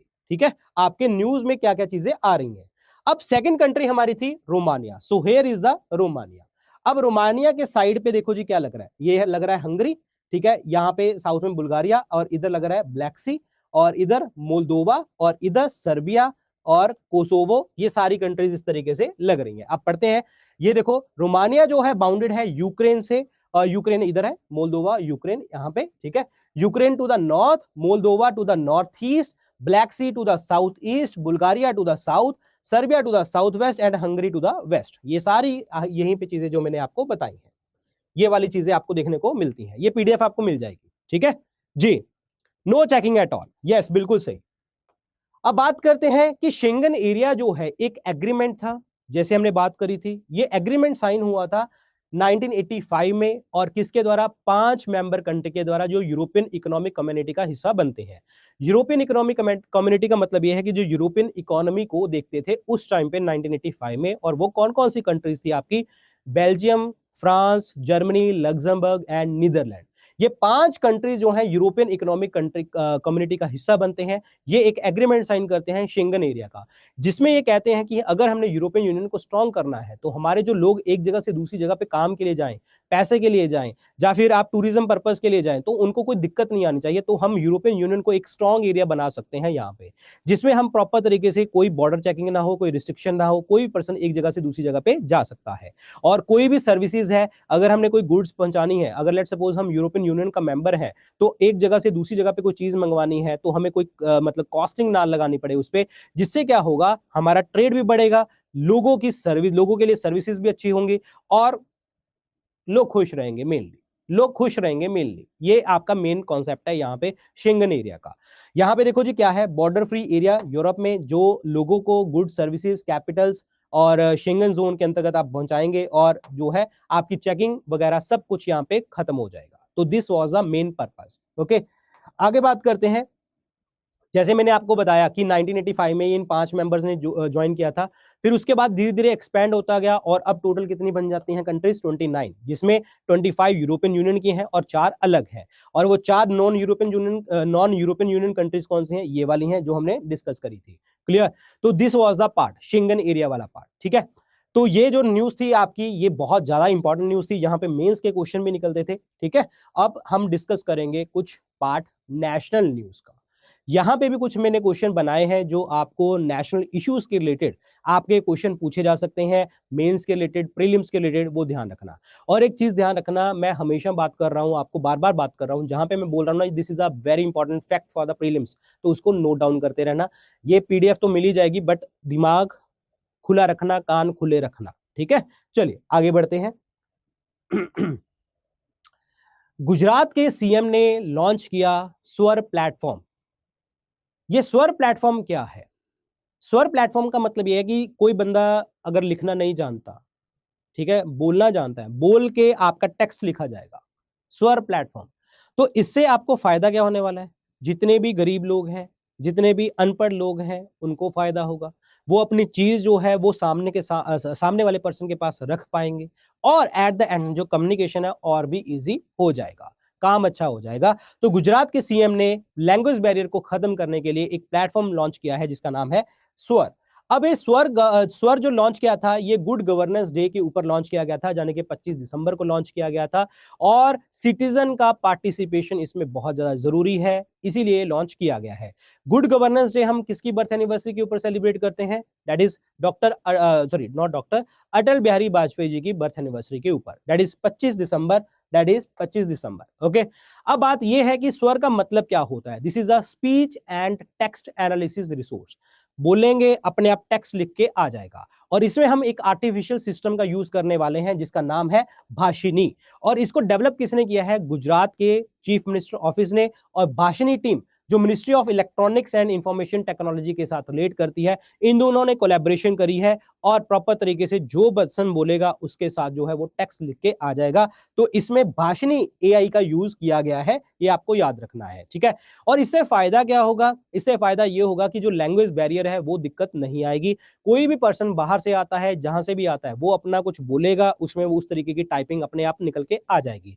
और ये टेक्निक जो है वो लोगों को हेल्प करेगी, और सिटीजन जो लोग हैं, या तो जिनको इंग्लिश कीबोर्ड नहीं समझ आता, वो अपनी वॉइस बोल सके, अपना जो भी है वो जो लिख देंगे, टेक्स्ट लिख देंगे, और जितनी भी चीजें हैं वो सॉल्व हो जाएंगी। और इसमें जो है गवर्नमेंट को हेल्प मिलेगी। जितने भी, जैसे कोई लेट सपोज कोई बाहर से पर्सन आया गुजरात में, कोई क्राइम हो गया, कुछ हो गया, तो भाषा नहीं समझ आ रही, या फिर कोई पर्सन ऐसा है जो गुजरात में रह रहा है, बाहर की चाहे देश का लगा लो, या फिर आप ऐसा लगा लो कि किसी और स्टेट का है, तो कोई भी ग्रीवेंसेस है और इस तरीके की चीजें हैं ना, वो प्रॉपर तरीके से आपकी सॉल्व हो पाएंगी, जाने के हमारे देश में गुजरात स्टेट की जो गुड गवर्नेंस है वो अच्छी हो जाएगी। तभी इसको लॉन्च किसके दिन पे किया गया था? गुड गवर्नेंस डे के ऊपर लॉन्च किया गया था, कि प्रशासन अच्छा करना है। 25 दिसंबर को इसी कारण लॉन्च किया गया था, क्योंकि स्वर प्लेटफॉर्म का लॉजिक क्या है दिमाग में? अगेन, गवर्नेंस को अच्छा करना। तो this was the logic behind it. ठीक है, नेक्स्ट पॉइंट, ये इतना इंपॉर्टेंट नहीं है, this news is not important at all, ठीक है। बट यहां से मेरे को ऐसा लगता है कि यहां पे आपको कुछ और इंपॉर्टेंट चीज निकलती है, जो पॉलिटी के रिलेटेड निकलती है, वो मैं आपको बताऊंगा यहां पे। जस्ट हमें इस न्यूज को देखना है, बट यहां से हमें कुछ पॉलिटी की चीजें इंपॉर्टेंट बन जाती हैं, पॉलिटिकल साइंस जिसे हम कहते हैं, उसकी चीजें इंपॉर्टेंट बन जाएंगी। देखो, इन्होंने बोला कि राजस्थान में प्रोटेस्ट होता है, किसके ऊपर? 9 न्यू क्रिएटेड डिस्ट्रिक्ट को उन्होंने कैंसिल कर दिया। अब यहां पे आपको ये डेटा याद करना पड़ेगा, ठीक है, थोड़ा सा पढ़ना पड़ेगा, बट आप किसी और स्टेट से बिलोंग करते हैं तो इतना इंपॉर्टेंट डेटा नहीं है आप लोगों के लिए, क्योंकि ये राजस्थान स्पेसिफिक है। इशू बड़ा है क्योंकि पॉलिटिकल चीजें जुड़ जाती हैं यहाँ पे, पॉलिटिकल साइंस अगर हम अपने एग्जाम की बात करें तो उसके साथ भी चीज काफी रिलेट करती है यहाँ पे, ठीक है। यहाँ पे देखो जी क्या कहते हैं कि इन्होंने नए जो 9 डिस्ट्रिक्ट बनाए थे और 3 डिवीजन बनाई थी, 17 जो अनाउंस करी थी इन्होंने, तो भाई इसके बाद इन्होंने खत्म कर दिया है। ऑफिशियल नोटिफिकेशन आ चुका है कि यहाँ पे 41 डिस्ट्रिक्ट और 7 ही डिवीजन देखने को हमें मिलेंगे। और भजन लाल शर्मा गवर्नमेंट ने बोला कि हम 5 मेंबर कैबिनेट सब कमेटी बना रहे हैं, जिसमें 17 नए जिले जो बने थे और 3 डिवीजन बनी थी during the Ashok Gehlot government, उसको उन्होंने कैंसिल कर दिया है। इस कमेटी को हेड कौन कर रहे हैं?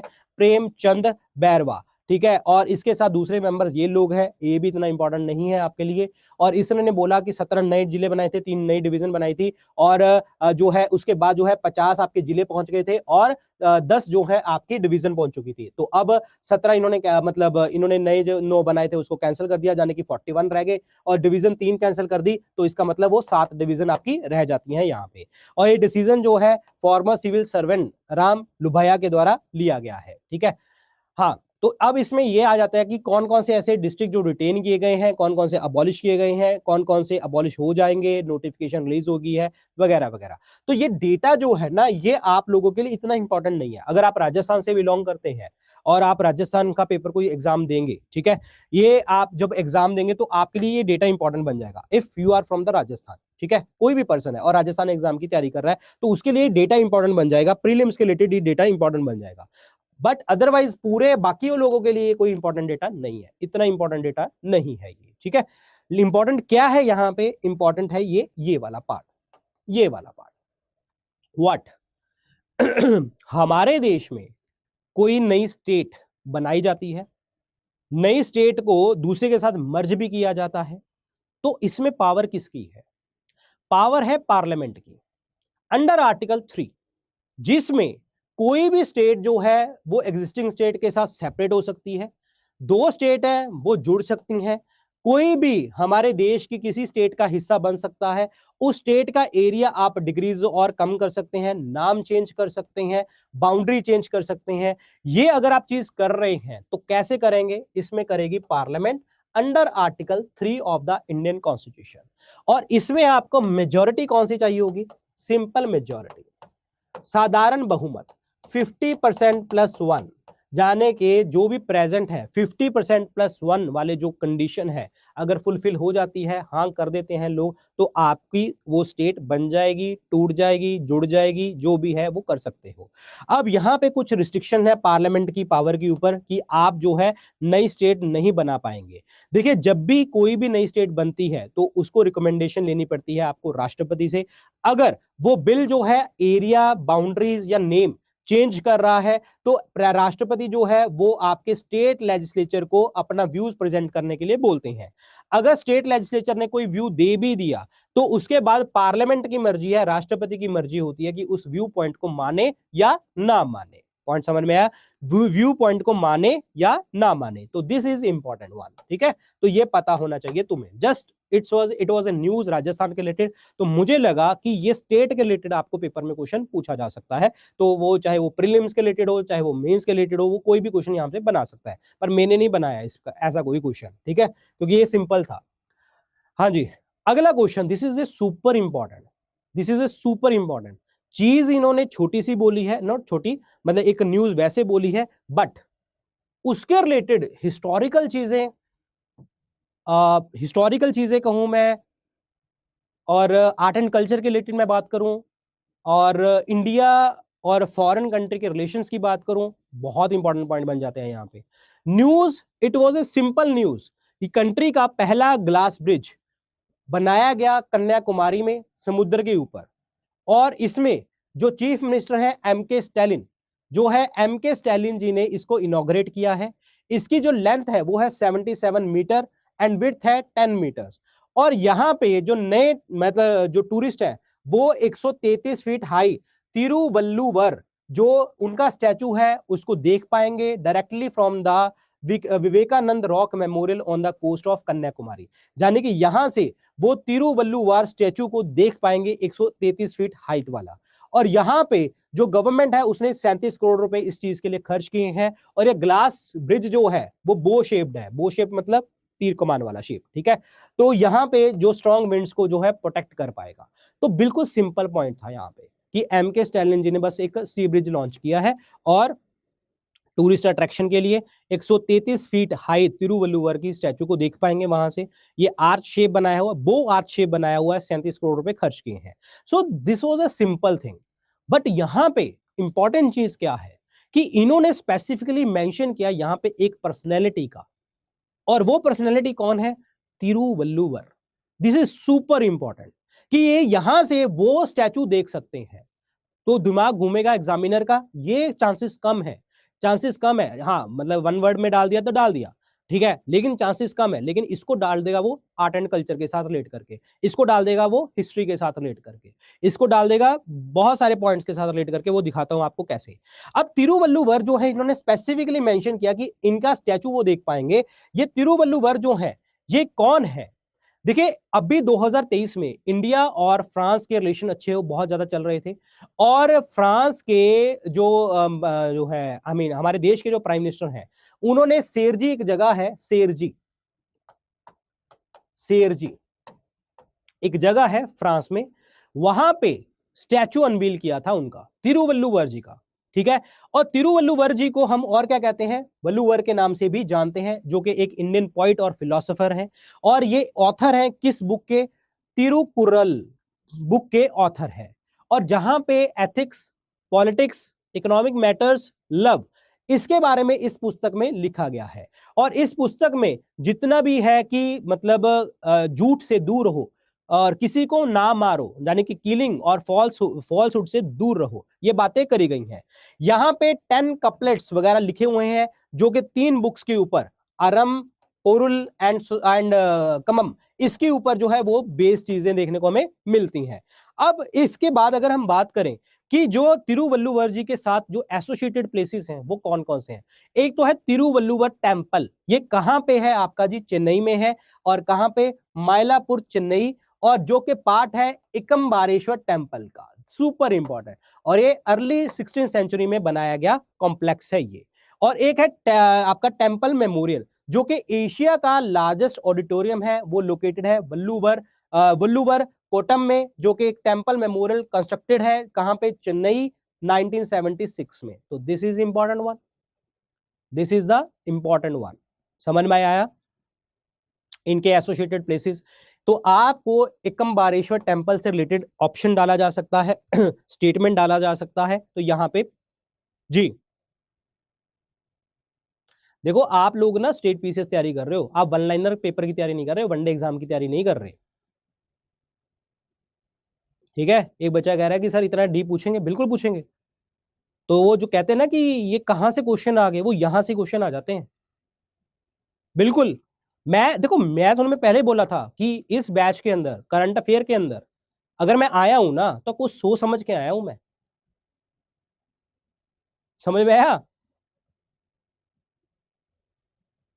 जो तुम हवा में झूलते हो ना, इसको कम करना है मुझे और सीधा पढ़ाई पे लेके आना है तुम्हें। और तुम कहते हो ना कि सर ये नहीं पढ़ा था, ऐसा पेपर में क्वेश्चन कैसा आ गया? जो मुझे पर्सनल मैसेज भी आते हैं आप लोगों के, तो ऐसे आते हैं, इस तरीके के क्वेश्चन पेपर में आते हैं, इस तरीके से पूछे जाते हैं क्वेश्चन पेपर वहां से। तो ध्यान से पढ़ना है हमें, ठीक है। अब यहां पे देखिए, तो ये प्लेसेस का हो गया पॉइंट आपका तिरुवल्लुवर जी का। अब यहां पे ये क्वेश्चन है, ठीक है, इसके बारे में मैंने नहीं पढ़ाया, बट आप थोड़ा सा कोशिश करो इसका आंसर देने की।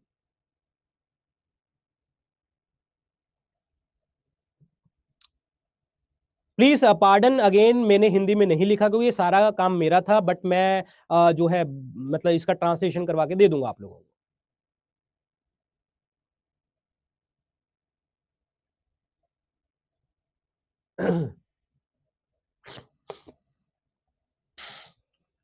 बताइए बताइए, तुक्का लगाओ, देखो कि हाँ यार ये हो सकता है कि जितना हमने पढ़ा है, सर ने पढ़ाया है, हो सकता है इसके रिलेटेड ये चीज हो। क्या लगता है आपको, वो देखो।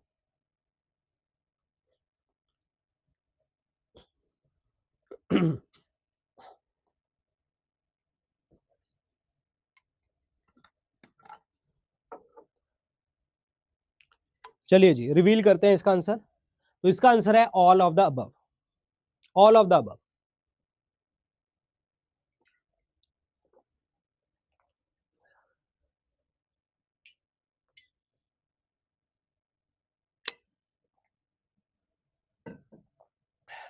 देखो यहां पे तो बहुत सारे बच्चों के तुक्का सही लग गए होंगे, बहुत सारे बच्चों के गलत भी होंगे।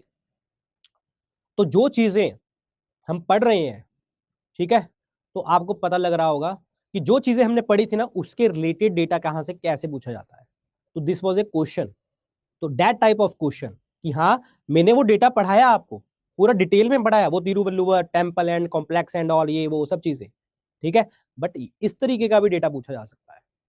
तो ये हमने कॉन्टेक्स्ट में कहां पे लेके गए, हम इसको कॉन्टेक्स्ट में लेके गए उसके क्वेश्चन के फॉर्म में। तो ये डेटा तुमने पढ़ना है, समझ में आया। तो ये वाला डेटा जो है पढ़ना है आपको, ठीक है। इनको वर्शिप किया जाता है as a god and saint. ये इनका जो फेमस टेम्पल है वो विरुद्धनगर डिस्ट्रिक्ट में देखने को मिलता है। वल्लुवर जी का वर्क है तिरुकुरुल, ये आपका अर्ली 1st सेंचुरी में आता है, जो कि लिंग्विस्टिक एनालिसिस करता है राइटिंग का और ट्रेडिशनल अकाउंट्स के बारे में बात करता है। इनका जन्म मदुरई में हुआ था, बट बाद में ये मूव कर गए थे मल्लापुरम में। तो this was a important things, ठीक है। आओ जी आगे, ये पढ़नी है तुम लोगों ने, ऐसा ना मत समझ लेना कि बस हो गया। हाँ जी। अभी मणिपुर में कॉन्फ्लिक्ट देखने को आपको मिले थे, तो नेक्स्ट न्यूज है हमारी, मणिपुर में कॉन्फ्लिक्ट देखने को मिले थे। वहां पे गवर्नमेंट ऑफ नेपाल ने 50,000 रुपए का लोन दिया है, जहां पे आपको कोई गिरवी रखना नहीं पड़ेगा कुछ, और ये एंटरप्रेन्योरशिप असिस्टेंस स्कीम के अंतर्गत देखने को मिल रहा है, ठीक है। और इसमें बहुत सारी चीजें इन्वॉल्व हुई हैं।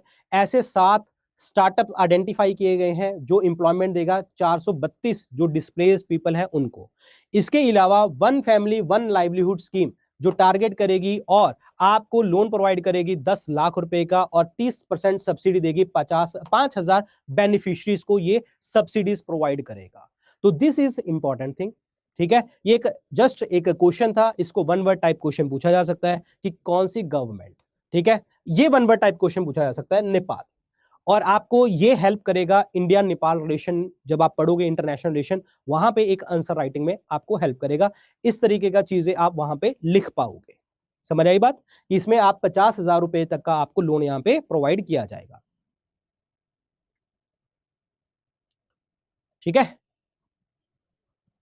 सॉरी, ये नेपाल नहीं है, ये मणिपुर है, sorry sorry sorry sorry sorry, Manipur, ये गलत लिखा गया, मणिपुर। हाँ जी हाँ जी, मणिपुर मणिपुर,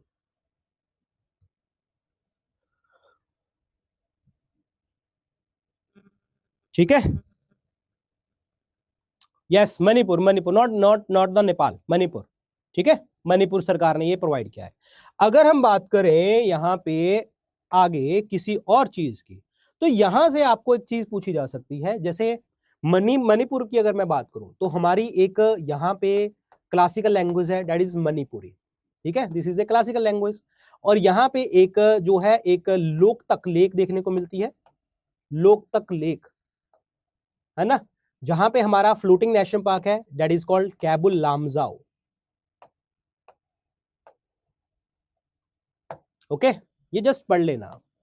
क्लासिकल लैंग्वेज तो चलो जब इस तरीके का न्यूज आएगा उसमें डिस्कस करेंगे कि what are classical languages and all, ठीक है। आगे बात करते हैं। Binodini theatre stage. अभी वेस्ट बंगाल की जो सीएम है ममता बनर्जी, उन्होंने डिसाइड किया है कलकत्ता का एक हिस्टोरिक थिएटर है और उसका नाम रखा जाएगा विनोदिनी थिएटर।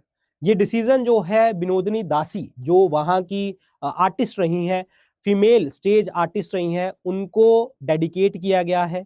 ये ओरिजिनली इस्टेब्लिश किया गया था 1883 में, और जो है and on Beadon street by Girish Chandra Ghosh and others. ये इन्होंने बहुत बड़ा रोल प्ले किया, इनको अर्ली सक्सेस मिली, लेकिन इनके नाम पे कोई थिएटर नहीं था, तो इसीलिए इन्होंने नाम पे विनोदिनी थिएटर इन्होंने बना दिया। अब यहाँ पे एक चीज देखो कि यहाँ पे विमेन एम्पावरमेंट की बात आ रही है एक तरह से कि हाँ किसी फीमेल के नाम के पीछे जो है ये बनाया गया है। अभी आपको पता है वेस्ट बंगाल में केस भी हुआ था, जिसमें उस डॉक्टर को मारा गया था, ठीक है, रेप किया गया था, तो वहां पे एक बिल भी आया था वेस्ट बंगाल में। एनीवन, किसी को पता हो कमेंट सेक्शन में लिखो।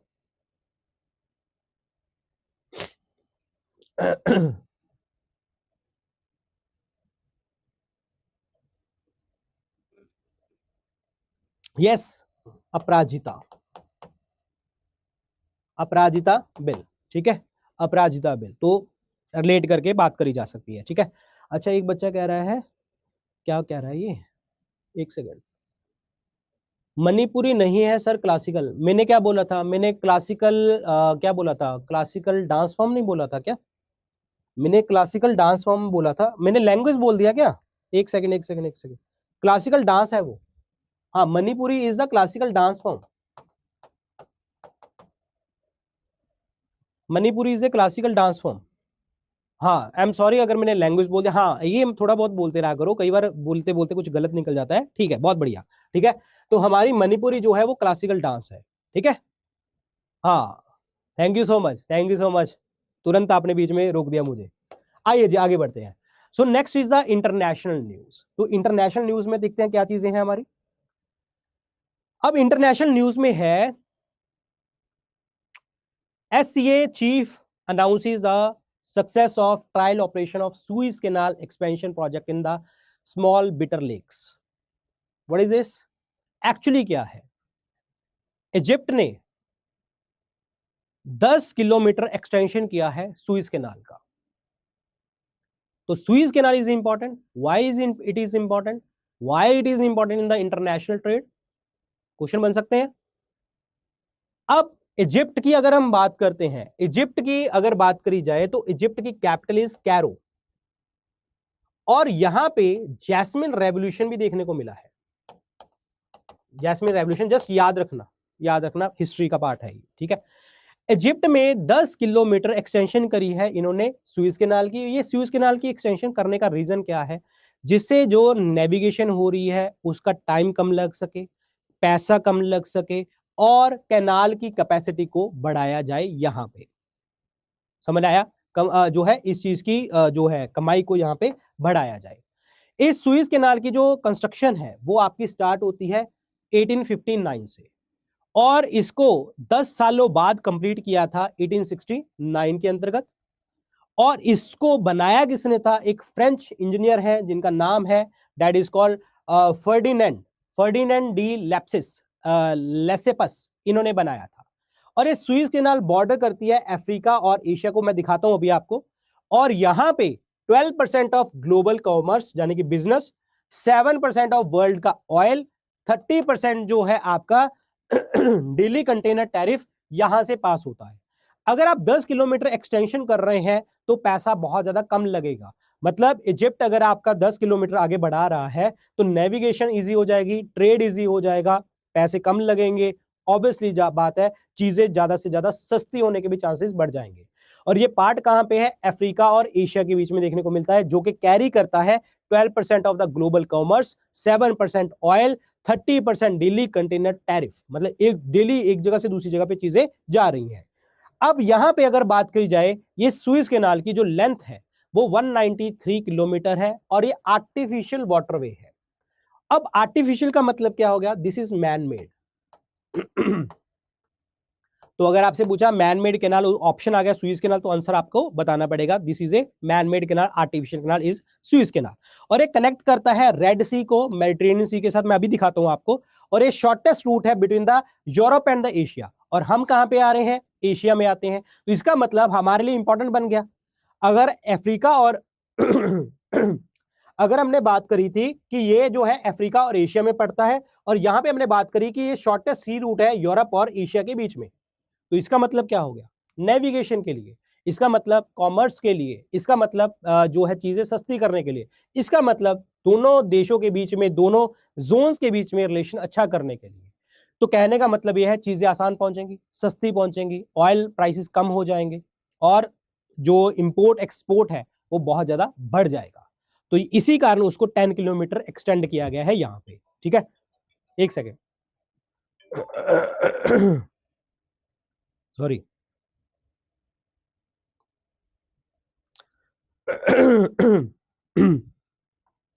हाँ जी, अब बात करते हैं, ये सबसे बिजी वाटरवे है।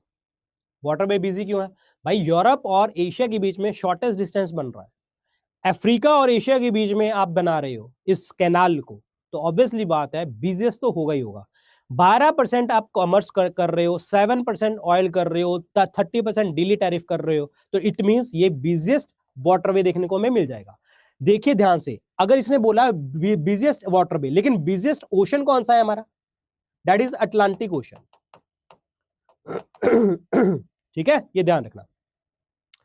जैसे ही हमने इसकी एक्सपेंशन करी, कैनाल की कैपेसिटी बढ़ जाएगी। जब बढ़ जाएगी तो 6 to 8% जो और शिप्स हैं वो यहां पे और भी काम करना स्टार्ट कर देंगे, और भी पॉसिबिलिटी बढ़ जाएगी यहां पे। ठीक है, तो this is important data.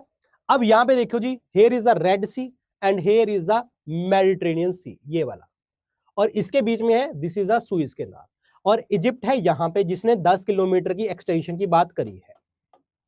Point समझ में आया? जिसने 10 किलोमीटर की एक्सटेंशन की बात करी है। और ये वाला जो एरिया है सुएज कैनाल वाला, गल्फ ऑफ सुएज और गल्फ ऑफ अकाबा के बीच में देखने को हमें मिलता है। And this is in between the Africa and the Asia, this is between the Africa and the Asia वाला पार्ट। ठीक है, ये पता होना चाहिए, तो दिस इज इंपॉर्टेंट वन। अब यहां पे आगे बढ़ते हैं। अगर पूछा जाए कि रेड सी और मेडिटेरेनियन सी के बीच में है, तो रेड सी और मेडिटेरेनियन सी भी इंपॉर्टेंट बन जाता है हमारे point of view, prelims point of view. ठीक है, रेड सी तो वैसे भी न्यूज में रहा था।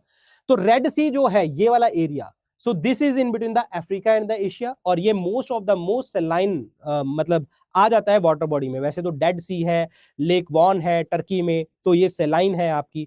इसके साथ जो बॉर्डरिंग कंट्रीज हैं वो देखो, इजिप्ट हो गया, सूडान हो गया, एरिट्रिया हो गया, सऊदी अरेबिया हो गया, और यमन हो गया। तो दीज आर द आपकी ये आपका इधर जिबोती भी है। तो these are the bordering countries. ठीक है, और ये कनेक्ट करता है इंडियन ओशन को through the Bab el Mandeb strait and the Gulf of Aden. यहाँ पे देखो Bab el Mandeb and Gulf of Aden, ये वाला। ठीक है, इससे कनेक्ट कर रहा है रेड सी, ये बैबल मंडेव से और गल्फ ऑफ एडन से कनेक्ट करता है। यहाँ पे अरेबियन सी है, अरेबियन सी के यहाँ पे ही क्या है हमारा, दैट इज साउथ इंडिया। ठीक है, अरेबियन सी, क्योंकि अरब सागर इधर है और इधर ही कनेक्ट हो गया। Red Sea, that is Bab el Mandeb, Gulf of Aden and Arabian Sea, then India. तभी आपके लिए, इंडिया के लिए इंपॉर्टेंट क्यों है? क्योंकि इंडिया का सामान ऐसे ऐसे ऐसे ऐसे पहुंचेगा। पॉइंट समझ आया? और यहां का सामान ऐसे ऐसे ऐसे ऐसे पहुंचेगा। पॉइंट समझ आया? पर्शियन गल्फ इज या सऊदी अरेबिया, तो यहां से यहां से यहां से यहां से यहां से यहां से पहुंचेगा। पॉइंट समझ आया? तो इसीलिए ये चीजें इंपॉर्टेंट बन जाती हैं, और आपके लिए डेटा इंपॉर्टेंट बन जाता है कि क्यों, why Suez canal is important for India. ठीक है, तो आपको ये सारी चीजें लिखनी पड़ेंगी ऐसे कि हाँ रास्ता ऐसे है, 17% ग्लोबल, ये वो सब चीजें जो डेटा हमने लिखा था, तो ये शॉर्टेस्ट डिस्टेंस बन जाएगा। अगर 10 किलोमीटर एक्सटेंशन किया है तो कहने का मतलब इंडिया अब आगे भी जा सकता है और उसका पैसा और खर्च कम हो। नहीं तो इंडिया को पता नहीं कैसे ऐसे रूट अपनाने पड़ते थे जिसमें खर्चा भी लगता है, टाइम भी लगता है, पैसा भी लगता है, और लोगों के ऊपर भी बातें आती हैं। ठीक है, तो ये है आपका रेड सी। नॉर्थ में सिनाई पेनिसुला है, गल्फ ऑफ अकाबा है, गल्फ ऑफ सुएज है, मैंने आपको बता ही दिया था। और एक ग्रेट रिफ्ट वैली का पार्ट बनता है कौन? That is Red Sea. This is important data. ठीक है, और एक ग्रेट रिफ्ट वैली कहां पे है? अफ्रीको अरेबियन रिफ्ट वैली का पार्ट बनता है। This is super important again. Okay, आगे बात करते हैं। Now is the Mediterranean Sea, so here is the Mediterranean Sea. ये मैप नहीं दिख रहा होगा शायद इसमें, पिक्चर में आपको उसकी उसमें दिख जाएगा, पीडीएफ में मिल जाएगा आपको। एशिया और अफ्रीका का पार्ट बन गया। ठीक है, अब इसमें सराउंडिंग कंट्रीज 21 हैं, ये पेपर में पूछी जा सकती हैं। अगेन यहां से क्वेश्चन आपका प्रीलिम्स का क्वेश्चन यहां से निकल सकता है। ये अटलांटिक ओशन का पार्ट है जो कि यूरेशिया और अफ्रीका के बीच में लगता है, और ये 21 कंट्रीज के नाम एक बार आपको याद करने पड़ेंगे। और आपको बताना है अटलांटिक ओशन जो है वेस्टर्न साइड पे, यानी कि अटलांटिक ओशन इस साइड, ये अटलांटिक ओशन है, इसके वेस्ट साइड पे लग रहा है अटलांटिक ओशन, और ये जाएगा स्टेट ऑफ जिब्राल्टर से to the east, with the Black Sea, यहां से आपका जो है ये ईस्ट में ब्लैक सी जो है कनेक्ट कर रहा है यहाँ पे, through the Dardanelles Strait and to the south Red Sea through the Suez Canal. तो ये भी आपको पता होना चाहिए। सो अब आपको पता लग रहा है कि why it is important, why Swiss canal is important. ठीक है, सुइज कैनाल, जस्ट आप जो न्यूज में पढ़ते, आप ज्योग्राफी में पढ़ते हो कि सुइज कैनाल कहां पे है, रेड सी और मेडिटेरेनियन सी के बीच में है। तो आपने ये नहीं देखा कि रेड सी के साथ कनेक्ट कर रहा है आपका बैबल मंडेव स्टेट, उसके साथ कनेक्ट कर रहा है गल्फ ऑफ एडन, उसके साथ कनेक्ट कर रहा है आपका अरेबियन सी, इसका मतलब इंडिया के साथ कनेक्ट कर रहा है। अगर हम बात करें रेड सी तक पहुंच गए, रेड सी के बाद आगे मेडिटेरेनियन सी के पास जाना है, तो मेडिटेरेनियन सी के साथ कैसे जाएगा आप, डार्डेनल स्टेट के साथ, और उसके बाद जो है आप प्रॉपर तरीके से आगे आगे जाके जगहों पे पहुंच सकते हो। अब आप एक चीज देखो कि यहाँ पे जब हमने मेडिटेरेनियन सी के पास अगर पहुंच जाते हैं, ठीक है, तो इधर अटलांटिक ओशन है, तो मतलब क्या हो गया, आप जो है यूएस तक पहुंच चुके हैं, वहां पे यूएस की कंट्रीज आ जाती हैं वहां पे, ठीक है। और इधर जो है अगर मेडिटेरेनियन सी के पास पहुंच गए तो आपको ब्लैक सी जाना भी इजी रह जाएगा, ब्लैक सी के पास, ठीक है, यहाँ पे यूरोप वाला एरिया भी आपका नजदीक पड़ जाएगा। तो that's why Swiss canal is important, that's why Swiss canal is important. समझ आया तुम्हें? तो ये आपका इंटरनेशनल रिलेशन में बन जाता है क्वेश्चन, इस तरीके से चीजें।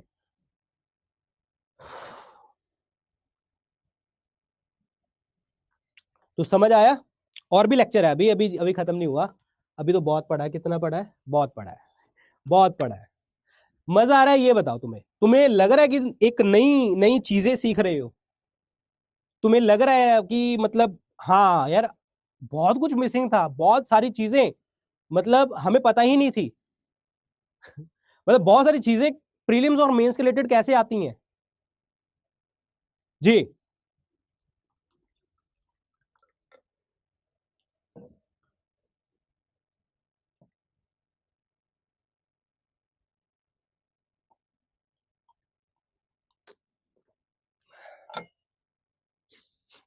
हाँ 1 PM से कोशिश करूंगा कि 1 PM से कोशिश करूंगा कि जल्दी खत्म हो जाए, ठीक है। ओके, नहीं नहीं भाई नहीं, ये हफ्ते में हमारी एक क्लास होगी, क्योंकि इसके अंदर जो है ना बहुत सारा कंटेंट होता है, और बहुत सारे कंटेंट में बहुत सारी एक हफ्ते की न्यूज होती हैं। आपकी वीकली करंट अफेयर्स लूंगा मैं इस तरीके के, ठीक है। चलिए पढ़ते हैं, आगे बढ़ते हैं। ओके, बढ़ते हैं आगे। अब यहां पे बात करी जाए वियरिंग बुर्का बैन इन स्विट्जरलैंड। देखो बुर्का पहनना जो है वो बैन हो चुका है स्विट्जरलैंड में, just it was a news, बस पता होना चाहिए। और आपको पता होना चाहिए भाई, ठीक है, फाइन लग गया, ये वो सब चीजें स्विट्जरलैंड में बैन करी गई हैं। ये खुद से पढ़ने वाली न्यूज है, ज्यादा डिस्कस करने वाली न्यूज नहीं है। यहां पे इंपॉर्टेंट डेटा ये भी आ जाता है कि स्विट्जरलैंड से पहले जो है ये Belgium, France, Denmark, Austria, Netherland और बुल्गारिया में भी बैन कर चुके हैं। यहाँ पे आप public places, public transport, restaurant, shops वगैरह पे नहीं पहन सकते। ठीक है, समझ आ गया?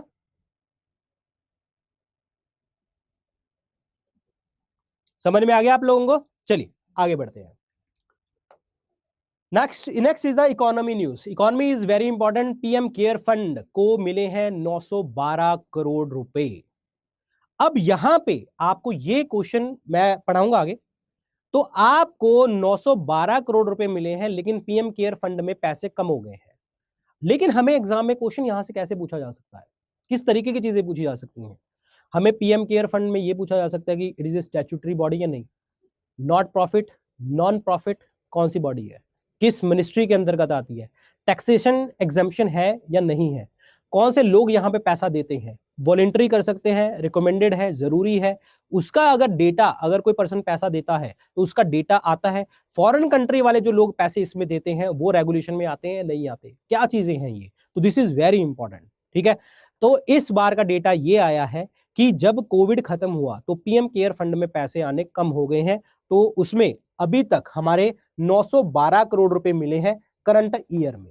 अब बात यह है कि प्राइम मिनिस्टर केयर फंड जो है एक वॉलंटरी कंट्रीब्यूशन है, जिसमें 912 करोड़ 2022-23 में मिले थे, जो कि लोएस्ट है किसमें, मार्च 2020 से कम आए हैं।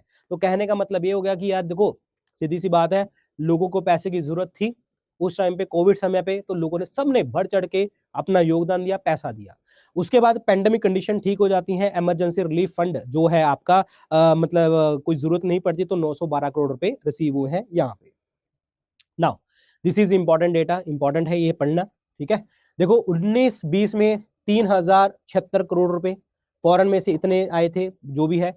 और उसके बाद जो है 1 करोड़ में है, 20-21 में 7183, फिर उसमें 1896, 2022-23 में सिर्फ 909, ठीक है। और टोटल जो है अगले अगले 4-5 साल का करते हैं तो 13,000 करोड़ रुपए के पास डेटा आया है और 538 करोड़ रुपए जो है फॉरेन कंट्री से हमें देखने को मिले हैं। पैंडेमिक कंडीशन के बाद जो है ये चीजें कम देखने को मिल रही हैं। अब बात ये है कि प्राइम मिनिस्टर केयर फंड है क्या। तो देखिए, पहली बात तो it is a public charitable trust. This is important data, ये वर्ड ही इंपॉर्टेंट है। पब्लिक चैरिटेबल ट्रस्ट है जो कि रजिस्टर्ड किया गया था 2020 में under the registration act of 1908, ठीक है। और इसमें एम क्या था, जितनी भी देखो, चाहे वो कोविड के रिलेटेड हो, चाहे कुछ भी रिलेटेड हो, देश में कोई इमरजेंसी प्रॉब्लम आती है तो कोई भी पर्सन यहाँ पे पैसा दे सकता है, चाहे वो डिजास्टर हो, मैन मेड हो, नेचुरल हो, कोविड-19 जैसी प्रॉब्लम हो, हेल्थ केयर सर्विसेज कमी पड़ रही हो, इसेंशियल फैसिलिटीज लोगों तक नहीं पहुंच रही हो, इंफ्रास्ट्रक्चर की कमी हो, तो कोई भी पर्सन यहाँ पे पैसा इन्वेस्ट कर सकता है। और ये पैसा जो है आपका प्रॉपर तरीके से जो लगेगा, जो भी अफेक्टेड पॉपुलेशन होगी या कोई भी जो पॉपुलेशन है जिसपे मतलब प्रॉब्लम है, उसको वो सॉल्व करेंगे प्राइम मिनिस्टर केयर फंड से, यानी कि पैसा वहां पे यूज किया जाएगा। अब यहाँ पे ये है कि ये जो है कोई भी जो है ये रन जो होती है वॉलंटरी ऑर्गेनाइजेशन और कंट्रीब्यूशन से होती है। मतलब अगर मेरी मर्जी है तो मैं डाल सकता हूं, ऐसा नहीं है कि कोई किसी से अगर लेट सपोज मैंने लास्ट ईयर 10,000 रुपए डाले थे तो ऐसा नहीं है कि मुझे 10,000 आज भी मांगेंगे। और इसमें बजट में इसका कोई सपोर्ट नहीं होता, बजट में कोई चीज नहीं आती, ये वॉलंटरी ऑर्गेनाइजेशन है, आप खुद से पैसा दे रहे हो। अगर आप पैसा दे रहे हो ना तो आप इनकम टैक्स फ्री हो जाएंगे, उस अमाउंट के लिए इनकम टैक्स फ्री है और section 80G of the income tax act में देखने को मिलते हैं। अगर कोई फॉरेन वाला पर्सन यहाँ पे पैसा इन्वेस्ट कर देता है तब भी आप इसमें नहीं आते, ठीक है, यानी कि फॉरेन कंट्रीब्यूशन रेगुलेशन एक्ट के अंतर्गत देखने को नहीं मिलता। और यहाँ पे जो पैसा है आपका ये अकाउंट किया जाता है CSR, that is called corporate social responsibility के अंतर्गत देखने को मिलेगा अंडर द कंपनी एक्ट 2013। अगर कोई फॉरेन वाला पैसा इन्वेस्ट कर देता है, कोई कंपनी इन्वेस्ट कर देती है, कोई पैसा फॉरेन है, इंडस्ट्री है, वो पैसा डाल देती है यहाँ पे, तो कहने का मतलब ये है कि आप लोगों को यहाँ पे सारी चीजें एग्जाम्पशन है, आपका कोई डेटा इधर से उधर नहीं होता। अब इसके जो चेयरमैन होते हैं वो प्राइम मिनिस्टर होते हैं। Trustee is important, trustees are very important, क्योंकि chairman is ex officio chairperson. और ट्रस्टीज कौन है, 3 मिनिस्ट्री है यहाँ पे, defence ministry, home ministry and finance ministry. तो 3 मिनिस्ट्री यहाँ पे देखने को हमें मिलती है। एडिशनल ट्रस्टी देखो जी, आपके अपॉइंटेड है चेयरमैन और ऑपरेट करते हैं नॉन प्रॉफिट बेसिस के ऊपर, and it is appointed on a non profit basis. अब देखो, अब आप मुझे बताओ what is non profit and not for profit. अगर ये जो चीज है ये समझ में आ गई ना तो बड़ी सही चीज हो जाएगी आपके लिए। Non profit and what is not for profit organisation. और हमने यहाँ पे जो एडिशनल ट्रस्टीज बोले हैं वो नॉन प्रॉफिट वाले हैं। एनीवन, किसी को पता है non profit and not for profit क्या होती हैं चीजें? ये इंटरव्यू में भी पूछा जा सकता है आपसे। What is the difference between the non profit and not for profit organisation? सबसे पहली बात तो यहां पे देखो, समझो ध्यान से, जो नॉन प्रॉफिट वाली ऑर्गेनाइजेशंस होती हैं उसमें लेट सपोज मैं वहां पे जाके काम कर रहा हूं, ठीक है, मैं वहां पे जाके काम कर रहा हूं, मुझे उस काम के पैसे मिलेंगे, लेकिन उस ऑर्गेनाइजेशन को प्रॉफिट नहीं होगा, वो ऑर्गेनाइजेशन के पास पैसा नहीं रहेगा, वो वहां पे पेड एम्प्लॉइज रहेंगे। जो नॉट फॉर प्रॉफिट ऑर्गेनाइजेशन होती है वो वॉलंटियर की मदद से चलती है। वॉलंटियर मतलब हम लोग सीधा आए, पैसे दिए, निकल गए। जा आप कहते हो ना चैरिटेबल ट्रस्ट में, आप चैरिटेबल हॉस्पिटल में जाके आपने काम कर दिया, तो that is not for profit. मान के चलो आई एम डॉक्टर, मैं अपनी फ्री सर्विसेज जाके किसी भी चैरिटेबल हॉस्पिटल में दे आऊं, तो that is not for profit. अगर मैं उस हॉस्पिटल में हूं, पैसे ले रहा हूं, लेकिन ऑर्गेनाइजेशन को कोई पैसा नहीं मिल रहा, ऑर्गेनाइजेशन को कोई प्रॉफिट नहीं हो रहा, तो that is not non profit. समझ में आया? This word is clear? ये पेपर पूछा जा सकता है, मतलब इसमें कोई लेना देना नहीं है, ये तो इंटरव्यू वाला पार्ट है।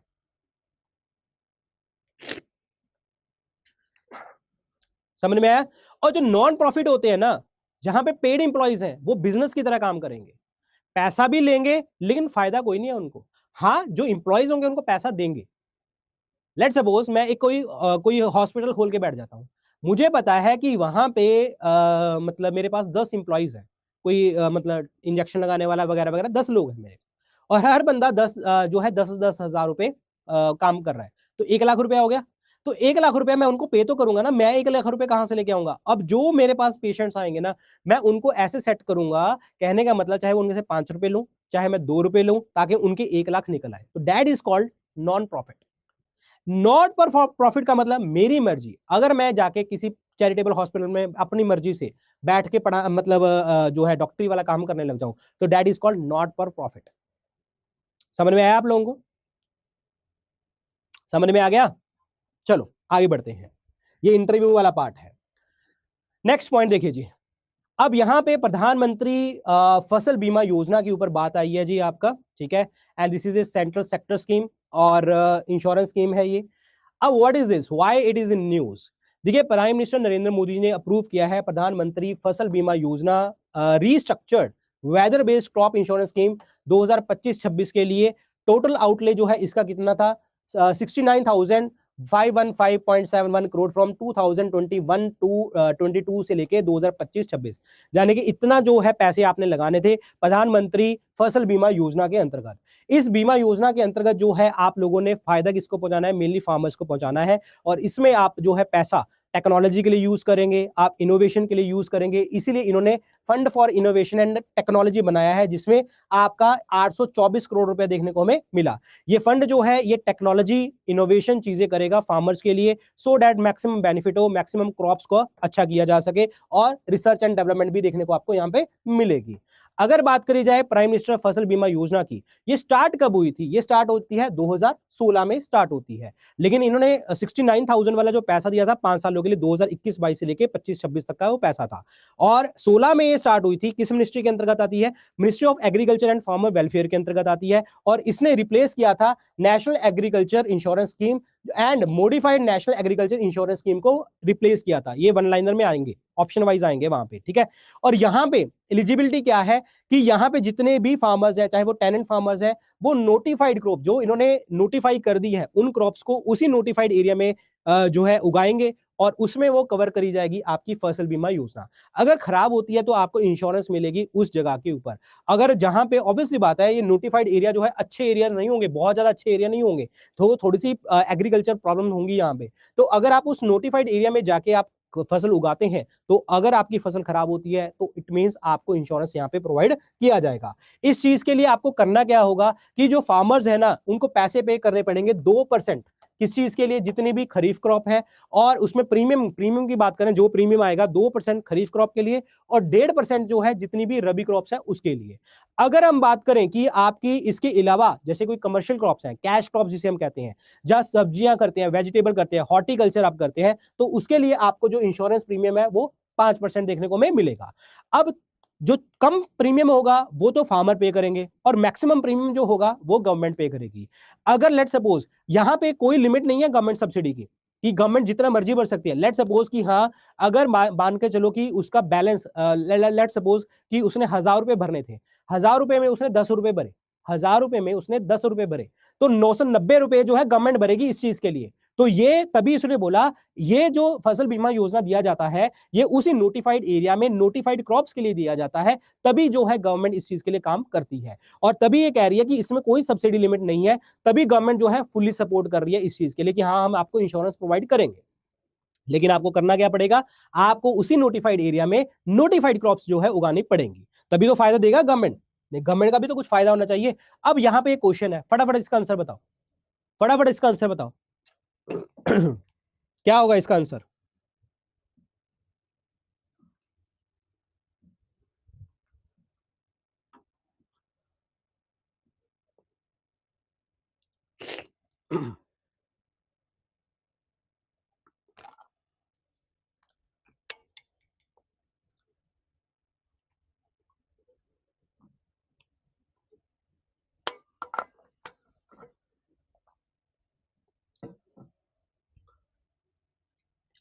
इसका आंसर बनेगा जी आपका 2 ओनली। Y 2 only? इसमें बोला गया है कि फार्मर्स जो है वो प्रीमियम पे करेंगे 2% एनी क्रॉप। हमने बोला था 2% खरीफ क्रॉप के लिए, 1.5% रबी क्रॉप के लिए, कमर्शियल और हॉर्टिकल्चर क्रॉप के लिए 5%। ये बात करी थी, तो पहला ऑप्शन गलत हो गया। और ये स्कीम जो है आपकी जितने भी मैंने कहा था डिजास्टर हो जाए, कुछ भी हो जाए और कुछ भी प्रॉब्लम हो जाए तो आपको इंश्योरेंस प्रोवाइड करेगी, इसीलिए आपका आंसर क्या बनेगा? Second only. समझ आई बात? चलिए आगे बढ़ते हैं। India Australia trade agreement, this is important. India Australia trade agreement is very important. इसके अंदर जो है रिसेंटली इंडिया और ऑस्ट्रेलिया ने economic cooperation trade agreement complete किया है 2 सालों के लिए और अपने रिलेशन को आगे भी लेके जा रहे हैं ये, ठीक है। और ये significantly advance the trade relation in 2 years, 2 सालों में इन्होंने बहुत बड़ा अच्छा जो है यहाँ पे ट्रेड किया है हमारे इंडिया और ऑस्ट्रेलिया ने। देखो ये एग्रीमेंट जो है साइन किया गया था 2022 में, जिसमें इन्होंने बोला था कि जो एग्रीमेंट के अंदर जितना भी हमारा ट्रेड है इन 2 सालों के अंदर हम डबल करेंगे। और इन्होंने 2020-21 में ट्रेड किया था 12.2 बिलियन यूएस डॉलर और इन्होंने ऑलमोस्ट डबल से ऊपर किया है 26 billion US dollar in the year 2022-23, यानी कि ऑलमोस्ट डबल जो इन्होंने इनका मेन इनिशिएटिव था, मेन गोल था। और इससे जो है दोनों देशों के बीच में इकोनॉमिक टाइज जो है वो स्ट्रांग रही है। और इसका रीजन क्या है कि इंडिया गवर्नमेंट ने अपनी स्ट्रेटेजी लगाई, अच्छी करी, जिससे फॉरेन पॉलिसी अच्छी हुई और प्रॉपर तरीके से 2035 के लिए ये सारी चीजें तैयार कर रहे हैं इंडिया और ऑस्ट्रेलिया के लिए, स्ट्रांग रिलेशन बनाने के लिए, बायलैटरल ट्रेड को बढ़ाने के लिए। अब यहाँ पे अगर देखा जाए इंडिया जो है वो ट्रेड पार्टनर में जो ऑस्ट्रेलिया जो है इंडिया का 6th लार्जेस्ट पार्टनर है। बायलैटरल ट्रेड जो है आपका 22.2 बिलियन डॉलर से 2021 से बड़ा 31 पॉइंट जो भी है, जितना भी है 41% जो है आपका इंक्रीज देखने को मिला। So this data is very important, this data is very important, ठीक है। मेजर एक्सपोर्ट जो है इंडिया से ऑस्ट्रेलिया जो जाता है वो पेट्रोल प्रोडक्ट जाएंगे, आपके फार्मास्यूटिकल्स, जिसमें आपकी वेटरनरी यानी कि पशुओं वाला जो सामान होगा, यानी कि मेडिसिन होगी, वो भी जा रही हैं। आपके मोती, pearl, gem, jewellery, manufacture, textile, ये सब कुछ जाता है। लेकिन कुछ चीजें ऐसी हैं जो ऑस्ट्रेलिया से इंडिया में भी आती हैं, जैसे कि आपके कोल हो गया, कॉन्फिडेंशियल ट्रेड गुड्स हो गया, कॉपर ऑर्स हो गया, concentrated natural gas, ferrous and non ferrous waste, scrap and educational services, यानी कि ऑस्ट्रेलिया जो है ये सारी चीजें प्रोवाइड करता है इंडिया को। पॉइंट समझ आया? ये इंपोर्ट है हमारा ऑस्ट्रेलिया से। अब आगे की फ्यूचर प्लानिंग क्या है? इंडो पैसिफिक रीजन विजन को इन्होंने स्ट्रॉन्ग करना है। जैसे अभी हमने बात करी थी सुइज कैनाल 10 किलोमीटर आगे बढ़ाई है इजिप्ट ने, तो उससे फायदा क्या होने वाला है? तो ऐसे ही अगर इंडिया और ऑस्ट्रेलिया अगर ट्रेड डबल कर रही है, ऑलमोस्ट डबल कर रही है, 41% इंक्रीज कर रही है 2-3 सालों के अंतर्गत, तो इसका मतलब क्या है कि ट्रेड बहुत ज्यादा अच्छा हो सकता है। तो फ्यूचर प्लानिंग इनकी यही है कि इंडो पैसिफिक विजन को स्ट्रेंथन करना है। इंडिया और ऑस्ट्रेलिया जो है कमिटमेंट कर रहेगा resilient, inclusive and open Indo Pacific region को, जिसके अंतर्गत जो है ये दोनों नेशन जो है एक्टिव मेंबर बने हैं क्वाड के। अब what is this Quad? Quadrilateral security dialogue, जिसके अंदर 4 कंट्रीज आती हैं, India, Australia, Japan and US. इसमें आपको एक्टिव मेंबर है, ट्रेड बढ़ाएंगे। आप इंडो पैसिफिक इकोनॉमिक फ्रेमवर्क के मेंबर हैं, ट्रेड बढ़ाएंगे। सप्लाई चेन रेजिलियंस इनिशिएटिव के मेंबर हैं, जो जापान के साथ स्टार्ट किया था, तो आप ट्रेड बढ़ाएंगे। आप जो है हिस्सा है सीईसीए का, कॉम्प्रिहेंसिव इकोनॉमिक कॉपरेशन एग्रीमेंट का, जिसमें आप बहुत बड़ी जो इकोनॉमिक इंटीग्रेशन है वो करने वाले हैं। और जितनी भी दोनों कंट्रीज हैं ये पहुंचेगी 100 बिलियन यूएस डॉलर तक 2030 तक। तो मतलब इन्होंने जो ऑलरेडी 30 ये अपना अप्रोक्सीमेटली 40 के आसपास चल रहा है, 30 के आसपास चल रहा है, 30 बिलियन यूएस डॉलर के आसपास चल रहा है, तो ट्रेड आप 100 बिलियन की तरफ आप सोच रहे हैं 2030 तक। तो इसका मतलब क्या है? What is the meaning? इसका मतलब यही हुआ कि आपको रिलेशन स्ट्रॉन्ग करने हैं। इंडिया ऑस्ट्रेलिया, अगर आपको इंटरनेशनल रिलेशन में क्वेश्चन आता है तो आप उसमें बताएंगे कि हमने एग्रीमेंट साइन किया 2 साल के लिए, ये चीजें हम इंपोर्ट करते हैं, ये चीजें हम एक्सपोर्ट करते हैं। उसके बाद हमारा जो परसेंटेज इंक्रीज है वो 41% हुआ 2-3 सालों में। और हमारा अब गोल क्या है? 100 बिलियन यूएस डॉलर 2030 तक करना। और दूसरी बात यह है कि इंडिया जो है ऑस्ट्रेलिया के साथ जो है 6th लार्जेस्ट पार्टनर है, वो क्वाड का भी मेंबर भी है, इंडो पैसिफिक फ्रेमवर्क कन्वेंशन का भी मेंबर है, फॉर प्रोस्पेरिटी का मेंबर है, सप्लाई चेन रेजिलियंस इनिशिएटिव का मेंबर है और कॉम्प्रिहेंसिव इकोनॉमिक कॉपरेशन एग्रीमेंट का भी मेंबर है, जिसके कारण जो है इकोनॉमिक टाइज और भी अच्छी होंगी और दोनों देशों का बायलैटरल ट्रेड जो है एक नेक्स्ट लेवल पे पहुंचेगा। तो ये इस चीज के ऊपर जो है वो बात कर रहा है यहां पे। पॉइंट समझ में आया? अगर तुम मुझसे पूछ रहे हो ना व्हाट इज क्वाड, फिर तुम पढ़ नहीं रहे थे। Quad is Quadrilateral security Dialogue भाई, दिस इज वेरी इंपॉर्टेंट।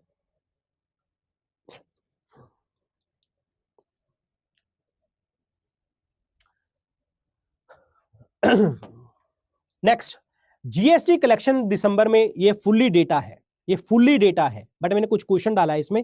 ये फुल्ली डेटा है, ये आपको याद करना पड़ेगा, इसमें कोई समझाने वाली बात नहीं है, बस याद रखना, डेटा याद रखना है आपको। जीएसटी कलेक्शन जो है 7.3% जो है बड़ी है, और कितनी, दैट इज 1.77 लाख करोड़ बड़ी है। और जीएसटी जो होता है वो क्या है आपका, इनडायरेक्ट टैक्स। इनडायरेक्ट मतलब अप्रत्यक्ष टैक्स है, दैट मीन्स जो एंड कंज्यूमर होगा उसके ऊपर जो है वो जीएसटी प्रॉपर तरीके से लगता है, ठीक है। मतलब टैक्स के ऊपर टैक्स नहीं लगेगा, यानी कि डबल टैक्सेशन को हटाएंगे, एंड कंज्यूमर के ऊपर ये टैक्स लगता है। और जीएसटी कलेक्शन जो है आपका, सेंट्रल जीएसटी इतना, और उसके बाद इंटीग्रेटेड जीएसटी इतना, और सेस इतना, वगैरह वगैरह, ये सारी चीजें हैं, ये डेटा है। Just have a look, just have a look, बहुत ज्यादा दिमाग लगाने की कोई जरूरत नहीं है, जस्ट डेटा को एक बार अच्छे से पढ़ लेना। हाँ, ये पढ़ लेना, इनकम टैक्स भी साथ साथ ग्रो हुआ है 4%, this is important. Income tax भी ग्रो हुआ है 4%। अगर जीएसटी बढ़ा है ना, इनडायरेक्ट टैक्स बढ़ा है, तो साथ के साथ डायरेक्ट टैक्स यानी कि इनकम टैक्स भी बढ़ा है हमारे भारत देश में, 4% वो इंक्रीज हुआ है, तो दिस इज इंपॉर्टेंट, ठीक है। Now this is a question, ये फटाफट आंसर बताएंगे आप लोग।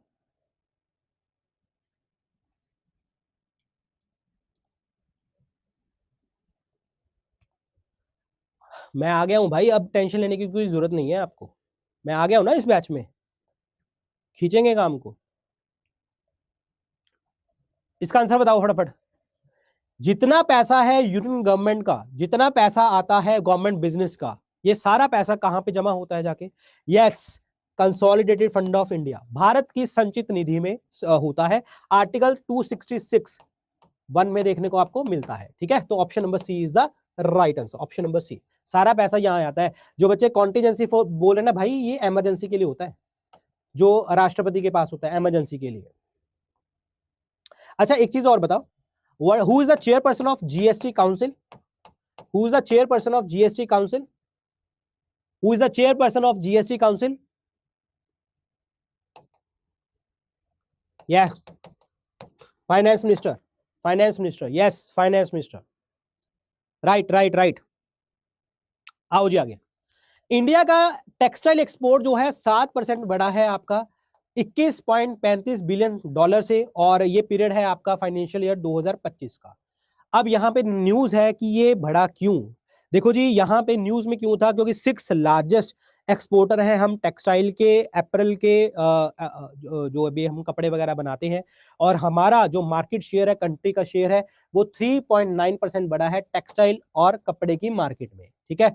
और 6th लार्जेस्ट है, तो सबसे नंबर 1 पे आता है यूएस, नंबर 1, बांग्लादेश नंबर 2, और थर्ड नंबर पे आपका यूके एंड यूएई, दोनों 6% है, यानी कि 3-4, और 5वां आ गया जी आपका जर्मनी, और छठा आ जाता है इंडिया। तो ये आपका एक्सपोर्ट है जी, कपड़े का एक्सपोर्ट है यहाँ पे।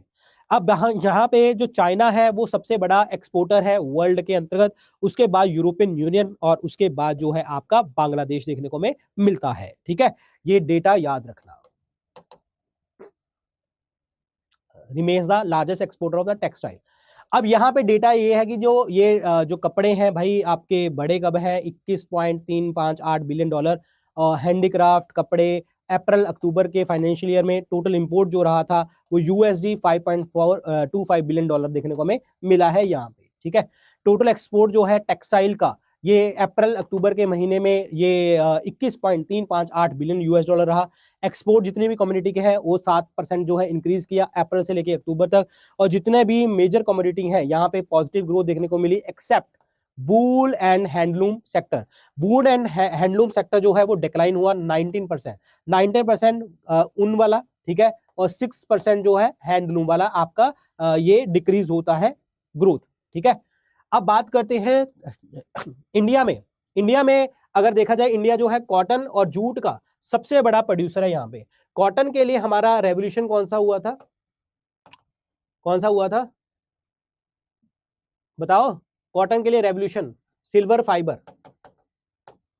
और जूट के लिए, जूट के लिए गोल्डन फाइबर। और जूट हमारे इंडिया में सबसे ज्यादा काम मिलता है वेस्ट बंगाल में, ठीक है। हम यहाँ पे बहुत बड़े प्रोड्यूसर हैं जी, ठीक है, हम बहुत बड़े प्रोड्यूसर हैं कॉटन और जूट के, और इंडिया जो है सेकंड लार्जेस्ट प्रोड्यूसर है सिल्क का वर्ल्ड में। 95% जो है वर्ल्ड का टेक्सटाइल एक्सपोर्ट जो है वो इंडिया से जाता है, और इंडिया में सबसे ज्यादा जो है आपका हब कौन सा है, तमिलनाडु। जहां पे आपका 25% कंट्री का कॉटन यार्न और फैब्रिक एक्सपोर्ट किया जाता है यहाँ पे। और टोटल एक्सपोर्ट जो है वो हम मान रहे हैं 2026 तक पहुंच जाएगा, $65 बिलियन पहुंच जाएगा। और टेक्सटाइल सेक्टर जो है वो ग्रो करेगा 9.74 बिलियन टू आपका 4417.09 बिलियन डॉलर इन बजट 2024। तो ये डेटा इज इंपॉर्टेंट, ठीक है, आपको आंसर राइटिंग में काम आएगा ये डेटा, ठीक है। और पता होना चाहिए तुम्हें, ये मतलब लिखने पड़ेंगे आंसर राइटिंग में वहां पे। तो this was the economy news, ठीक है। Now the next thing is the science and technology.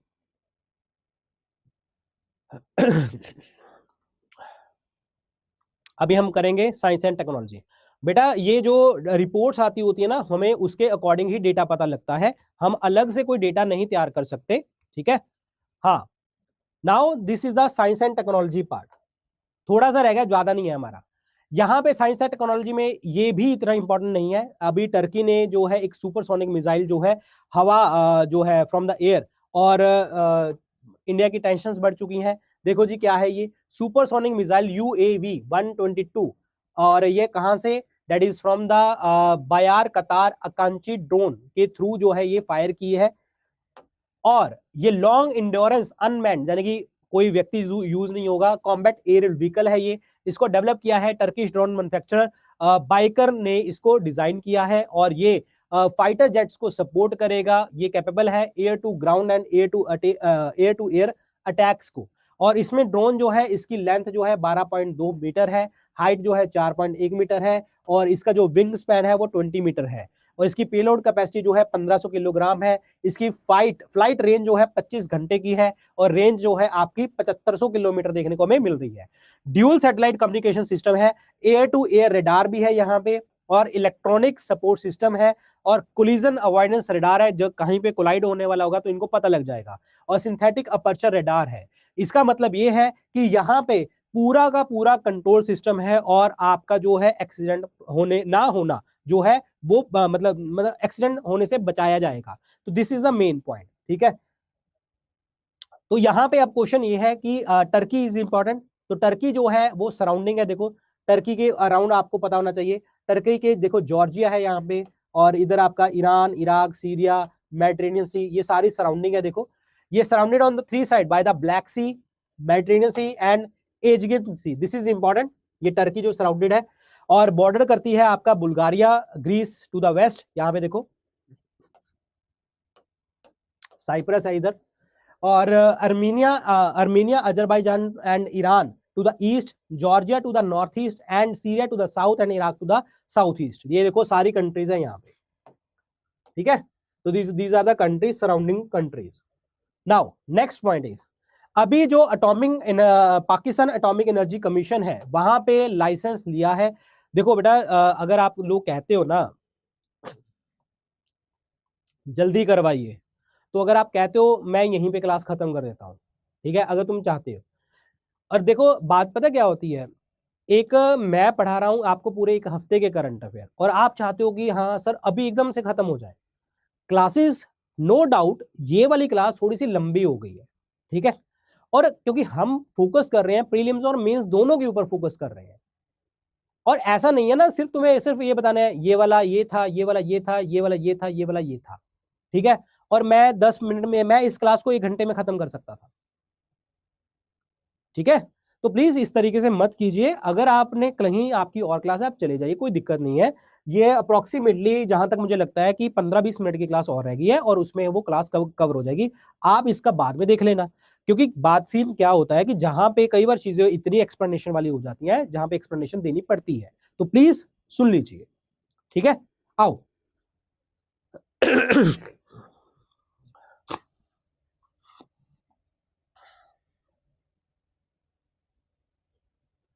ठीक है। हाँ, अब पाकिस्तान ने एटॉमिक एनर्जी कमीशन जो है लाइसेंस करवाया, मतलब इनका भाई एक नया जो है मतलब C5 जो advance third generation pressurised water reactor है, और ये चाइनीज हुआलोंग डिजाइन का एक्टिव हो चुका है। और देखो जी क्या है ये, देखो इन्होंने नया पावर प्लांट यूनिट जो है सेटअप किया है, जिसे हम क्या कहते हैं, चश्मा nuclear power plant unit 5।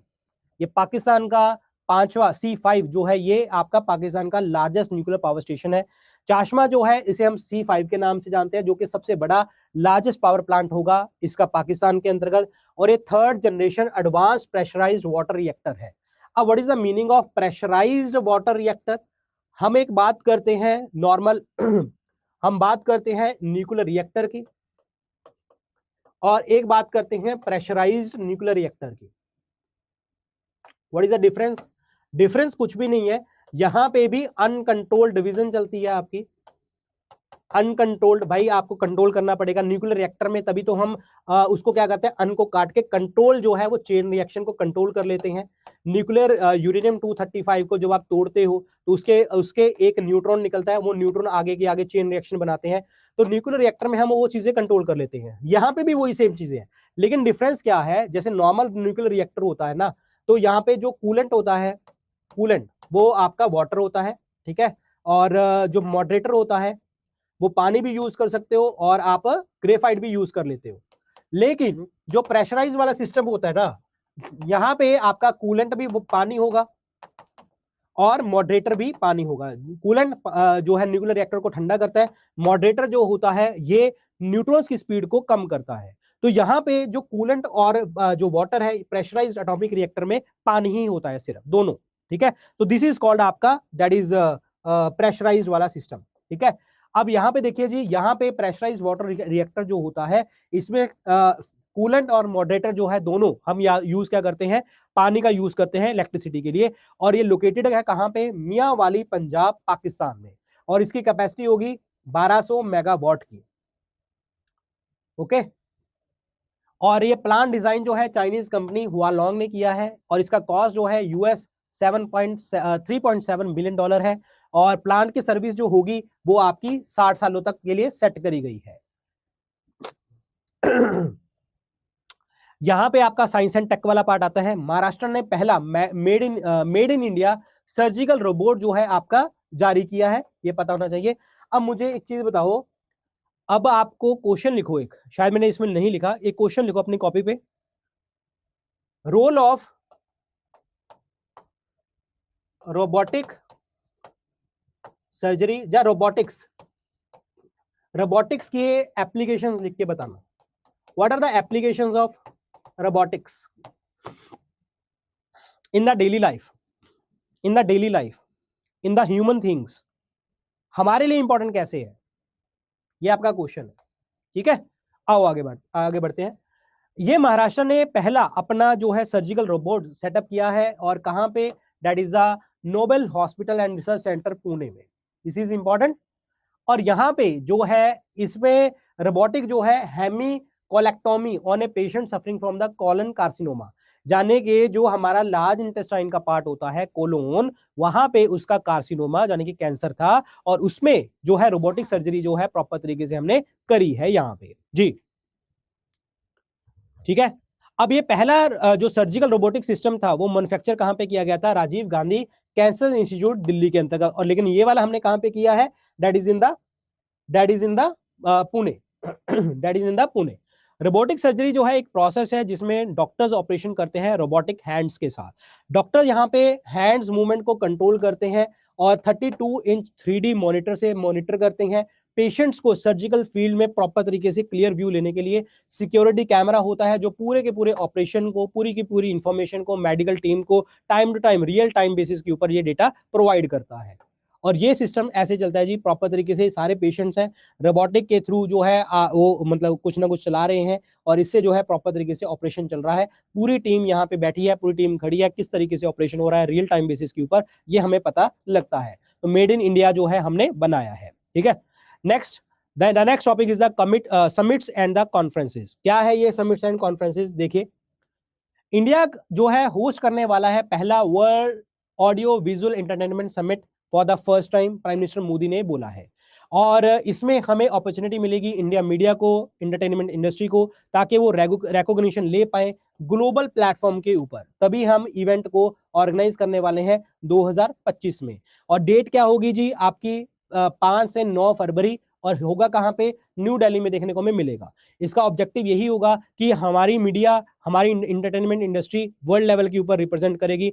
Innovation, business partnership, discussion trends, changes, opportunities यहाँ पे देखने को हमें मिलेंगी। यहाँ पे जितने भी फिल्म डायरेक्टर्स हैं, एक्टर्स हैं, प्रोड्यूसर्स हैं, डायरेक्टर्स हैं, सारे एक देश के दूसरे देश के लोग आएंगे यहाँ पे, अपने आइडियाज, एक्सपीरियंसेस, फ्यूचर अपॉर्चुनिटीज को डिस्कस करेंगे और प्रॉपर तरीके से entire spectrum of media, entertainment और ये फोकस किया जाएगा। क्योंकि आप एक चीज देखिए कि ये एंटरटेनमेंट इंडस्ट्री जो है, खास करके बॉलीवुड, और बहुत बड़ी इंडस्ट्री है, तो ये पॉइंट्स वहां पे काम आएंगे आपको। तो आप लिख पाएंगे उसमें कि हाँ, प्रधानमंत्री मोदी ने इस तरीके का इनिशिएटिव भी लिया है और गवर्नमेंट ने इस तरीके का समिट भी आपका किया है। ठीक है, सो नेक्स्ट न्यूज है, ये भी सिंपल है। 31st national children science Congress, ये हुई कहां पे थी, मध्य प्रदेश में, बस इतना याद रखना है। और इसका थीम क्या था, understanding ecosystem for health and wellbeing. और यहाँ पे गल्फ कंट्री के लोग भी आए हैं, और वो Bahrain, UAE, Kuwait, Oman and Saudi Arabia के, इन्होंने भी प्रेजेंटेशन यहाँ पे रिप्रेजेंट किया है। और ये कॉन्फ्रेंस जो कांग्रेस जो बनी थी 1993 में बनी थी, और department of science technology government of India के अंतर्गत देखने को हमें मिलती है। दैट्स इट, ये इतना आपको याद रखना है। ये इतना समझाने वाला पार्ट नहीं है, तो सिंपल है, आप याद कर लोगे।